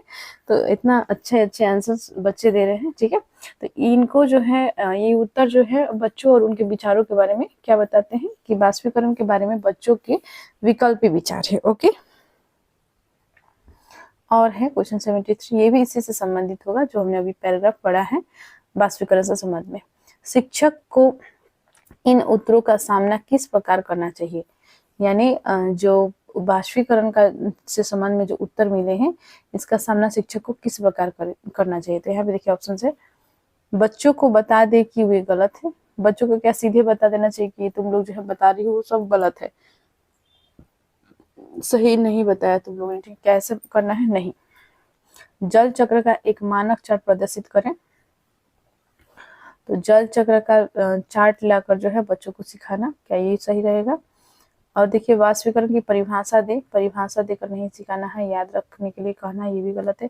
उनके विचारों तक पुनः पहुंचने के लिए एक चर्चा प्रारंभ करें। ठीक है। यानी जो भी उन्होंने शुरुआत किया है वाष्पीकरण के संबंध में, जैसे कि एक बच्चे ने ये भी कहा है कि पानी जो है आग ने पी लिया। ठीक है ना, तो आग ने कैसे पी लिया, कटोरे ने कैसे पी लिया, ये सभी जो है, और जैसे उन्होंने शुरुआत कर दिया, अब आगे आप बताते बताते जाएंगे कि देखो पानी जो है भाप बना, हवा में गया। ठीक है। और उसके पश्चात जो है वो बाद में फिर से बारिश के थ्रू जो है फिर से आएगा धरती पे बारिश बन के। ठीक है ना, तो इस प्रकार से आप बता सकते हैं। या कोई भी चीज जो है गर्म किया जाता है तो वह जो है वाष्प बनता है, वाष्प बनकर जो है हवा में उड़ने की प्रक्रिया ही वाष्पीकरण है। इस प्रकार से आप बच्चों की जो विचार उन्होंने दिया है उसकी शुरुआत करते हुए जो आप अपने विचार को भी वहां तक चर्चा करके बता सकते हैं। तो ऑप्शन 4 करेक्ट है। क्वेश्चन 74 भी उसी से रिलेटेड है। देखिए क्या है, वाष्पीकरण विषय पर बच्चों की विविध सोच का आकलन करने के लिए निम्नलिखित में से कौन सा प्रश्न एक नमूना हो सकता है। यहाँ पे देखिए जल चक्र के 5 लाभ लिखिए। क्या होता है यदि जल चक्र होता ही नहीं। जल चक्र के क्रम में सोपान की सूची बनाइए। जल चक्र का आरेख बनाइए और उसे नामित कीजिए। ठीक है। तो यहाँ पे देखिए आपसे ये पूछा गया है कि वाष्पीकरण विषय पर बच्चों की विविध सोच का आकलन करने के लिए निम्नलिखित में से कौन सा प्रश्न एक नमूना हो सकता है। तो ये हो जाएगा ऑप्शन 2। ठीक है। क्या होता है यदि जल चक्र ही नहीं हो। ठीक है। तो राइट आंसर यहाँ पे हो जाएगा ऑप्शन 2। नेक्स्ट है क्वेश्चन 75। निम्नलिखित में से कौन से राज्य जम्मू कश्मीर के पड़ोसी राज्य है। ठीक है। तो जम्मू कश्मीर के पड़ोसी राज्य कौन सा है। तो यहाँ पे देखिए ऑप्शंस में क्या क्या दिए गए हैं, हिमाचल प्रदेश, उत्तराखंड, हिमाचल प्रदेश पंजाब, हिमाचल प्रदेश उत्तर प्रदेश, उत्तराखंड राजस्थान। ठीक है। तो यहाँ पे करेक्ट आंसर कौन सा होगा, आपने मैप ऑफ इंडिया पढ़ा होगा और ये करेक्ट हो जाएगा यहाँ पे हिमाचल प्रदेश और पंजाब। ठीक है। जैसे कि आप ऊपर में यहाँ पे देखते हैं, यहाँ पे लद्दाख है, ये जम्मू कश्मीर है JK। ठीक है। और इसके जस्ट नीचे आप देखिएगा तो यहाँ पे जो है क्या है, एक तरफ है पंजाब, ठीक है, यहाँ पे पंजाब है और इस तरफ है हिमाचल प्रदेश, ठीक है ना, ये हो जाएगा हिमाचल प्रदेश, ये हो जाएगा पंजाब, ठीक है। तो ये दोनों राज्य जो है इसके क्या है, पड़ोसी राज्य, ठीक है। तो राइट आंसर क्या हो जाएगा यहाँ पे, ऑप्शन हो जाएगा यहाँ पे सेकंड, हिमाचल प्रदेश और पंजाब। तो करेक्ट आंसर यहाँ पे क्या हो जाएगा, ये हो जाएगा आपका ऑप्शन 3 बंजर हो जाएगी, ठीक है। तो अधिक उर्वरक और कीटनाशक का प्रयोग करने से क्या होता है, जमीन जो है बंजर होती जाती है, इसकी नमी खत्म हो जाती है, ठीक है, और कोई भी फसल के लिए जो है ये उपयोगी नहीं रह जाता। तो ऑप्शन 3 करेक्ट हो जाएगा। नेक्स्ट है क्वेश्चन 79, रेगिस्तानी ओक के बारे में निम्नलिखित कथनों का अध्ययन कीजिए। तो रेगिस्तानी ओक जो है एक वृक्ष है, ठीक है, और ये जो है आपके कमरे की जो हाइट होती है या आपके क्लासरूम जो है उसकी हाइट के बराबर होती है, और इसमें जो है इसका जड़ जो है बहुत ही गहरा होती है, ठीक है, और इसका जड़ जो है बहुत ही गहरा होती है। इसका जो पेड़ की ऊंचाई है इससे लगभग 30 गुनी गहरी तक जो है इसकी जड़ें गहरे मतलब गहराई में जो है जाती है, ठीक है। और यहाँ पे जो तने में जो है यहाँ पे पानी एकत्रित होती है, इसमें जो है पाइप लगा के भी लोग पीते हैं। और इस प्रकार के जो वृक्ष है ये कहाँ पे पाए जाते हैं, ये पाए जाते हैं ऑस्ट्रेलिया में, ठीक है। तो आते हैं प्रश्न पर, यहाँ पे देखिए पूछा गया है कि इसके संबंध में जो है कथनों का अध्ययन कीजिए। तो रेगिस्तानी ओक एक वृक्ष है जिसकी ऊंचाई हमारी कक्षा के कमरे के लगभग बराबर अर्थात 4 मीटर होती है। तो बिल्कुल सही है। इस वृक्ष की जड़ें नीचे वृक्ष की ऊंचाई की लगभग 30 गुनी गहरी तक जमीन में भीतर जाती है, जहां तक कि पानी तक ना पहुंच जाए, यानी कि जहां तक पानी जब तक इसको नहीं मिलता उतना ये नीचे जाती है। बिल्कुल सही है। ये जो है 30 गुनी गहरी होती है अपनी हाइट से, ठीक है, ये भी सही है। और देखिए इस वृक्ष के तने में पानी एकत्रित होती है, बिल्कुल सही, जैसे कि मैंने आपसे कहा कि लोग जो है पाइप लगाकर पानी को भी पीते हैं, ठीक है। और देखिए यह वृक्ष आबू धाबी में पाया जाता है, आबू धाबी में नहीं पाया जाता है। रेगिस्तानी ओक जो है यह ऑस्ट्रेलिया में पाया जाता है, ठीक है। तो यहाँ पे ऑप्शन डी एक गलत दिया गया है, ए बी सी सही है, ए बी सी हो जाएगा, यहाँ पे ऑप्शन 4 में दिया गया है, ऑप्शन 4 करेक्ट है। नेक्स्ट है क्वेश्चन 80, न्यूमेरिकल इस प्रकार के क्वेश्चन जो है आपके एग्जाम में आते हैं, 1 से 2 प्रश्न जो है आपके पेपर में आपको देखने को मिलेंगी, ठीक है। तो ध्यान रखिएगा, क्वेश्चन ध्यान से देखिए। कोई व्यक्ति 2/1/2015 को मंडगांव से नगरकुल जाने के लिए रेलगाड़ी 7:45 बजे मंडगांव से चली और अगले दिन अर्थात 3 जनवरी 2015 को 4:45 बजे नगरकुल पहुंची। यदि इन दोनों स्टेशनों के बीच की दूरी 1140 किलोमीटर है तो रेलगाड़ी की औसत चाल थी। तो देखिए सिंपल सा प्रश्न है, देखने में आपको बहुत ही हार्ड लग रहा होगा, लेकिन चाल का यदि आपको सूत्र पता है तो ऐसे आप आराम से कर लेते हैं। तो चाल का सूत्र क्या है, दूरी बटा समय होता है, ठीक है। तो दूरी यहाँ पे ऑलरेडी दिया गया है, ठीक है, दूरी बटा समय, और समय आपको निकालना है और कैलकुलेट कर लेना है। तो यहाँ पे देखिए दूरी दिया गया है 1140 किलोमीटर ऑलरेडी दे दिया गया है। तो दूरी हम लोग का हो गया डिस्टेंस, ठीक है, रह गया समय, ठीक है। तो समय देखिए यहाँ पे 2/1/2015, ठीक है, 2/1/2015 को जो है गाड़ी कितना बजे चली है, 7:45 बजे चली है। तो 7:45 बजे लिखा हुआ है, ठीक है, AM है या PM है ये नहीं लिखा हुआ है। तो यहाँ पे ध्यान देंगे 24 घंटा का समय होता है, हम सभी जानते हैं, ठीक है ना। और तो यहाँ पे 7:45 जब दिया गया है तो ये यहाँ पे सुबह का समय होगा, ठीक है। यदि 19:45 दिया गया रहता तो ये आप मानते कि ये शाम का समय है, ठीक है। तो आप समझ गए होंगे। तो यहाँ पे देखिए 7:45 से यदि 12 को माइनस कर दिया जाए, 12 में माइनस कर दिया जाए तो यहाँ पे देखिए 4 घंटा 15 मिनट यदि और जुड़ जाए तो 12 बज जाएगा, ठीक है। उसके पश्चात और 12 घंटा जोड़ लेंगे ताकि रात सुबह का 12 बज गया, उसके पश्चात 12 घंटा जोड़ा गया तो रात का 12 बज गया। उसके पश्चात 4:45 में यानी कि सुबह 4:45 में पहुंचे हैं। तो आप इसको जोड़ लीजिए, जितना टाइम आता है उतना ही करेक्ट होगा। तो यहाँ पे आप देख पा रहे हैं 5 5 10 0 1 और 2 4 6, तो यहाँ पे 60 मिनट आ गया।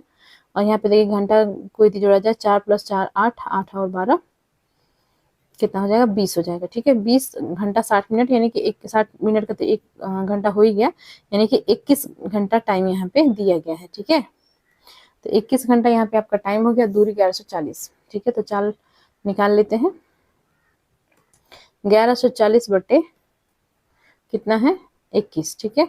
तो 3 से काटेंगे तो 3 से काटा जाएगा तो 3 × 7 = 21, ठीक है।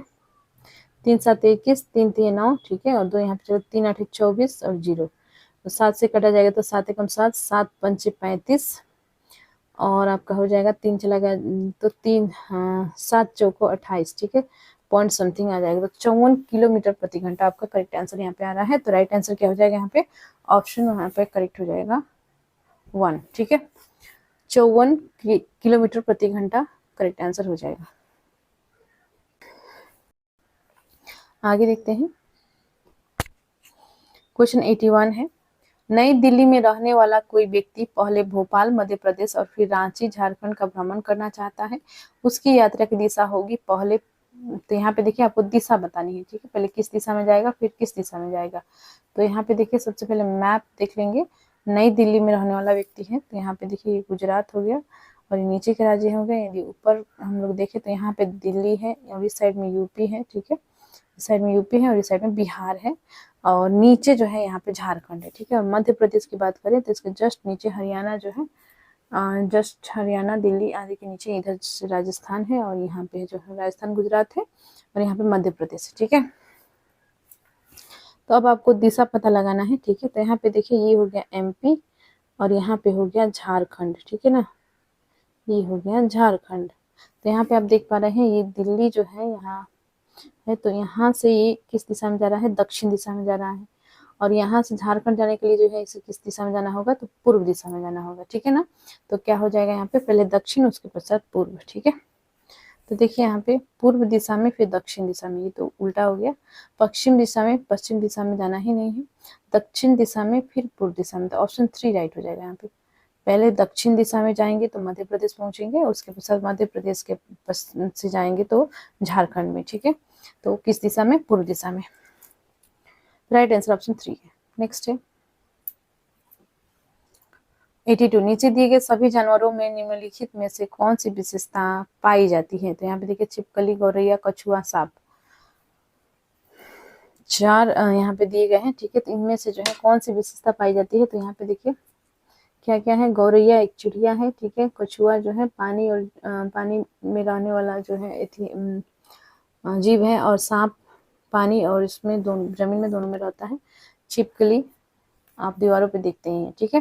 यहाँ पे देखिए ऑप्शन है, ये अंडे देते हैं, तो गौरैया क्या अंडे देती है, हाँ गौरैया भी अंडे देती है, कछुआ भी अंडा देता है, सांप भी अंडा देता है, छिपकली भी अंडा देता है, ठीक है। तो ये जो है चारों अंडे देते हैं, ठीक है। तो इसका जो है विशेषता पूछा गया है, तो चारों का विशेषता ये तो सही है, और देख लेते हैं यह जहरीले होते हैं। तो जहरीले, यहाँ पे सभी जहरीले थोड़े होते हैं, गौरैया क्या जहरीली होती है, नहीं होती है ना। तो छिपकली होती है, कछुआ होती है, माफ कीजिएगा सांप होती है, ठीक है, तो ये नहीं होगा।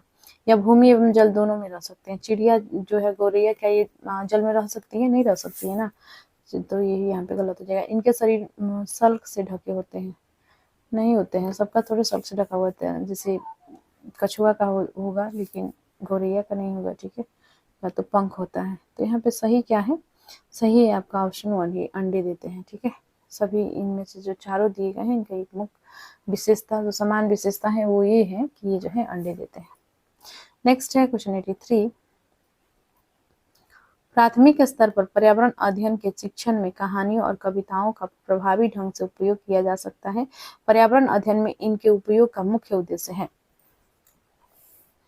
यहाँ पे देखिए प्राथमिक स्तर पर पर्यावरण अध्ययन के शिक्षण में कहानियों और कविताओं का प्रभावी ढंग से उपयोग किया जा सकता है।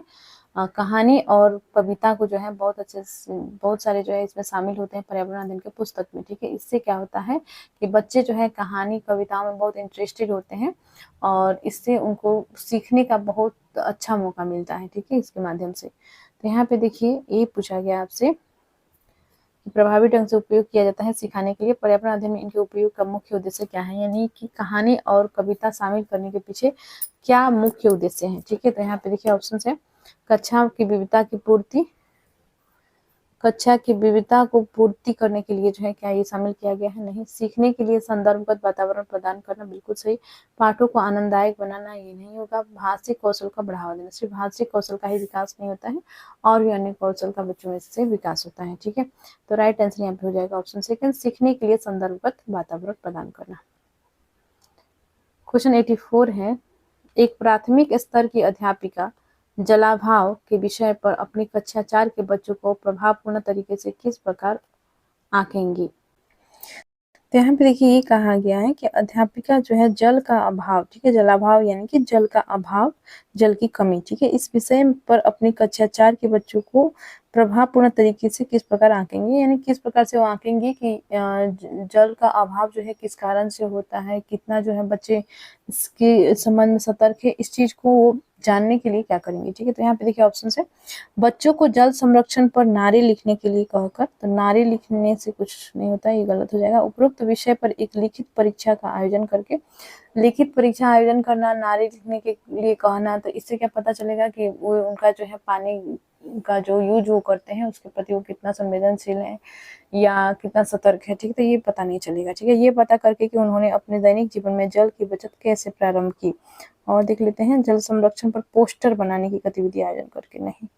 सबसे यहाँ पे उपयुक्त ऑप्शन हो जाएगा यहाँ पे ऑप्शन 3, ये पता करके कि वो उन्होंने जो है कैसे जाना कि जल को जो है बचाना चाहिए और कब से उन्होंने ये चीज प्रारंभ किया है। ठीक है, ऑप्शन 3 राइट हो जाएगा। अगला प्रश्न है क्वेश्चन 85, आपके प्रधानाचार्य ने आपको कहा कि कक्षा 5 के विद्यार्थियों को शैक्षिक अवलोकन यात्रा को सार्थक बनाने के लिए आप अपनी योजना में क्या सम्मिलित करेंगे। ठीक है, यानी कक्षा आप शिक्षिका हैं और आपको जो है आपके जो प्रिंसिपल है स्कूल में, वे आपसे कहेंगे कि कक्षा 5 के विद्यार्थियों को जो है क्या करना है, यात्रा पर लेके जाना है, भ्रमण पर लेके जाना है। तो इसको सार्थक बनाने के लिए आप जो है कि योजना में क्या क्या शामिल करेंगे, क्या क्या सम्मिलित करना चाहेंगे। ठीक है, तो यहाँ पे देखिए ऑप्शन है, क्रियाकलापों की एक स्तरीकृत सीट उस स्थान के बारे में तैयार करना, और देखिए और प्रामाणिक और सार्थक अध्ययन के लिए उसे विद्यार्थियों के साथ पूर्व साझा करना। और देख लेते हैं, जहां जाना हो उसके बारे में जानकारी प्राप्त करने और पढ़ने के लिए विद्यार्थियों को कहना। ठीक है, और देखिए आनंद के लिए पर्याप्त भोजन और खेलों के साथ ले जाना, यह सुनिश्चित करना कि विद्यार्थी अनुशासित रहे और उस स्थान को शांतिपूर्वक अवलोकन करे। ठीक है, तो यहाँ पे सबसे बेस्ट ऑप्शन है वो हो जाएगा यहाँ पे ऑप्शन 1। ठीक है, क्या योजना रहेगा कि क्रियाकलापों की एक स्तरीकृत सीट उस स्थान के बारे में तैयार करना, यानी कि उस स्थान में जो है किन किन क्रियाकलाप को कराया जा सकता है। ठीक है, और प्रामाणिक तथा सार्थक अध्ययन के लिए उसे विद्यार्थियों के साथ पूर्व साझा करना, यानी पहले उनसे जो है साझा कर लेना कि हम लोग जो है यहाँ पे भ्रमण करने जाएंगे तो ये एक क्रियाकलाप हम लोग को करना है और इससे संबंधित बच्चों को जानकारी दे देना, तो ये सही योजना रहेगा। ठीक है, तो ऑप्शन 1 यहाँ पे राइट हो जाएगा। क्वेश्चन 86 है, प्राथमिक स्तर पर पर्यावरण अध्ययन के आकलन में निम्नलिखित में से कौन सा एक संकेतक उपयुक्त नहीं है। ठीक है, तो यहाँ पे ये पूछा गया है कि प्राथमिक स्तर पर पर्यावरण अध्ययन के आकलन में निम्नलिखित में से कौन सा एक संकेतक उपयुक्त नहीं है आकलन के लिए। ठीक है, तो यहाँ पे देखिए ऑप्शन से स्मरण रखना, प्रश्न पूछना, न्याय और समानता के प्रति चिंता, सहयोग। तो कौन सा हो जाएगा यहाँ पे, आपको पता चली गया होगा, ये हो जाएगा आपका स्मरण रखना, याद रखना, ये सभी सही नहीं होता है। ठीक है, तो ऑप्शन 1 करेक्ट हो जाएगा। क्वेश्चन 87 है, इस पौधे में पत्तियां है जिन्हें सब्जी की तरह प्रयोग में लाया जाता है, इसके बीजों से तेल प्राप्त किया जाता है, यह पौधा है। तो यहाँ पे देखिए कौन से पौधों का जो है इस तरह से प्रयोग किया जाता है कि एक तो सब्जी के तरह भी प्रयोग में लाया जा सकता है और दूसरा इसके बीज से जो है तेल प्राप्त किया जाता है। तो कौन सा है पौधा, आपके ऑप्शन से पालक, नारियल, बंद गोभी, सरसों। तो आप सभी को इसका आंसर जरूर पता होगा, ये है आपका सरसों। ठीक है, आप लोग सरसों के साग भी खाए होंगे और सरसों के तेल में भी जो है आप लोग सब्जियां खाते हैं। ठीक है, डेली बेसिस पर हमारे घर में बनती है सरसों के तेल में। ठीक है, तो ये आपका सही हो जाएगा यहाँ पे सरसों। ठीक है, तो सरसों का जो तेल हो किस तरह से प्राप्त होते हैं, इसकी जो बीज होती है उसी को जो है उसी से जो है ये तेल प्राप्त होती है। ठीक है, नेक्स्ट है क्वेश्चन 88, कांसा ब्रॉन्ज के बारे में निम्नलिखित कथनों का अध्ययन कीजिए। तो कांसा जो है, ब्रॉन्ज जो है किससे मिलकर बना होता है, ये जो है तांबे और टीन से मिलकर बना हुआ होता है। ठीक है, तो इसका ध्यान रखेंगे। तो यहाँ पे देखिए आपको 4 ऑप्शन दिए गए हैं, प्लस में नीचे जो है आपको कुट भी दिए गए हैं। ठीक है, तो ये ध्यान रखेंगे। कांसा ब्रॉन्ज के बारे में निम्नलिखित कथनों का अध्ययन कीजिए। यह एल्यूमिनियम, आयरन और कॉपर जैसा ही एक तत्व है। तो क्या ये एल्यूमिनियम, आयरन और कॉपर जैसा एक तत्व है? नहीं, ये गलत है। कांसा जो है ये जो है ये मिश्रण है, ठीक है, किसका किसका, टीन और कॉपर का, तांबा और टीन का, ठीक है। और देखिए इस भट्टी में यहाँ पे इस भट्टी में कॉपर और टीन को पिघलाकर बनाया जाता है, इसे होना चाहिए था यहाँ पे, ठीक है। इसे भट्टी में कॉपर और टीन को पिघलाकर बनाया जाता है, बिल्कुल सही है, जैसा कि मैंने आपसे बताया, ये जो है कॉपर और टीन का मिश्रण होता है कांसा, ठीक है। आदिवासी लोग ब्रॉन्ज का उपयोग हजारों वर्षों से कर रहे हैं, बिल्कुल सही है, ब्रॉन्ज यानी कि कांसा, ठीक है, कंफ्यूज नहीं होंगे। इसका उपयोग जो है आदिवासी लोग जो है हजारों वर्षों से कर रहे हैं। ब्रॉन्ज की बनी वस्तुएं एल्यूमिनियम की बनी वस्तुओं की तुलना में हल्की परंतु कहीं अधिक मजबूत होती है।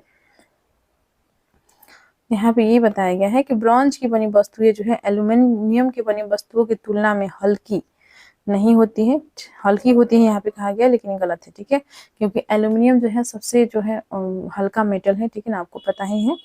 और ब्रॉन्ज जो है अधिक जो है क्या होती है, इसका जो है वेट अधिक होता है एल्यूमिनियम से, तो ये यहाँ पे गलत हो जाएगा, ठीक है। तो यहाँ पे सही कौन सा है, बी और सी सही है, ठीक है, बी और सी ऑप्शन सेकेंड में दिया गया है, ऑप्शन सेकेंड राइट हो जाएगा। क्वेश्चन 89 है, निम्नलिखित में से कौन सा मच्छरों से होने या फैलने वाले रोगों का समुच्चय है।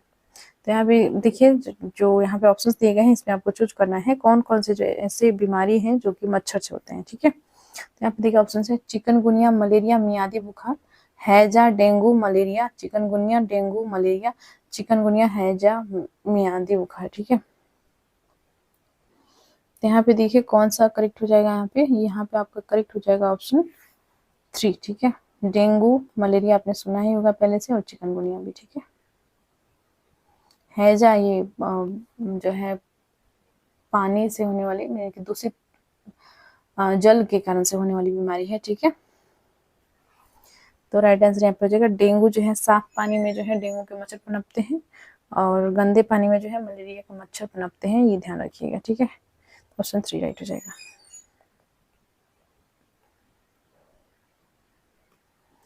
किसी राज्य के मानचित्र के एक सिरे पर यह लिखा था, स्केल 1 सेंटीमीटर बराबर 110 मीटर, ठीक है। तो यहाँ पे 1 सेंटीमीटर बराबर कितना दे दिया गया है, 110 मीटर। और देखिए यदि इन मानचित्र पर किन्हीं दो शहरों के बीच की दूरी 9.7 सेंटीमीटर मापी जाती है, तो इन दोनों शहरों के बीच वास्तविक दूरी है लगभग, तो यहाँ पे देखिए किलोमीटर में आपको निकालना है, ठीक है, किलोमीटर में ऑप्शन दिया गया है। तो 1 सेंटीमीटर बराबर 110 मीटर होगा, तो 110 मीटर बराबर 9.7 आपको करना होगा, ठीक है। तो यहाँ पे आप कैलकुलेट कीजिएगा तो कितना आ जाएगा, तो देखिए यहाँ पे आप कैलकुलेट करिए, पॉइंट यहाँ पे हट जाएगा, ठीक है, डेसिमल हट जाएगा। यहाँ पे 7 × 0 आपका फिर से कर लेते हैं यहाँ पे 7 से, ठीक है, कितना है 110 × 9.7, तो 7 × 0 0, 7 एकम 7, 7 एकम 7, 9 × 0 0, 9 एकम 9, 9 एकम 9, ठीक है। तो यहाँ पे देखिए 0 7 9 7 16 का 6 1 9 10, ठीक है। तो यहाँ पे देखिए यहाँ पे पॉइंट था, इसलिए यहाँ पे पॉइंट आ जाएगा, तो 1067 आ रहा है, ठीक है ना। 1067 को आपको किलोमीटर में कन्वर्ट करना है, ठीक है, तो डिवाइडेड बाई 1000 आप कीजिएगा, यहाँ पे हो जाएगा आपका 3 यहाँ पे पॉइंट आ जाएगा, ठीक है। तो राइट आंसर क्या हो जाएगा, यहाँ पे ऑप्शन यहाँ पे आ जा रहा है 1.067 किलोमीटर,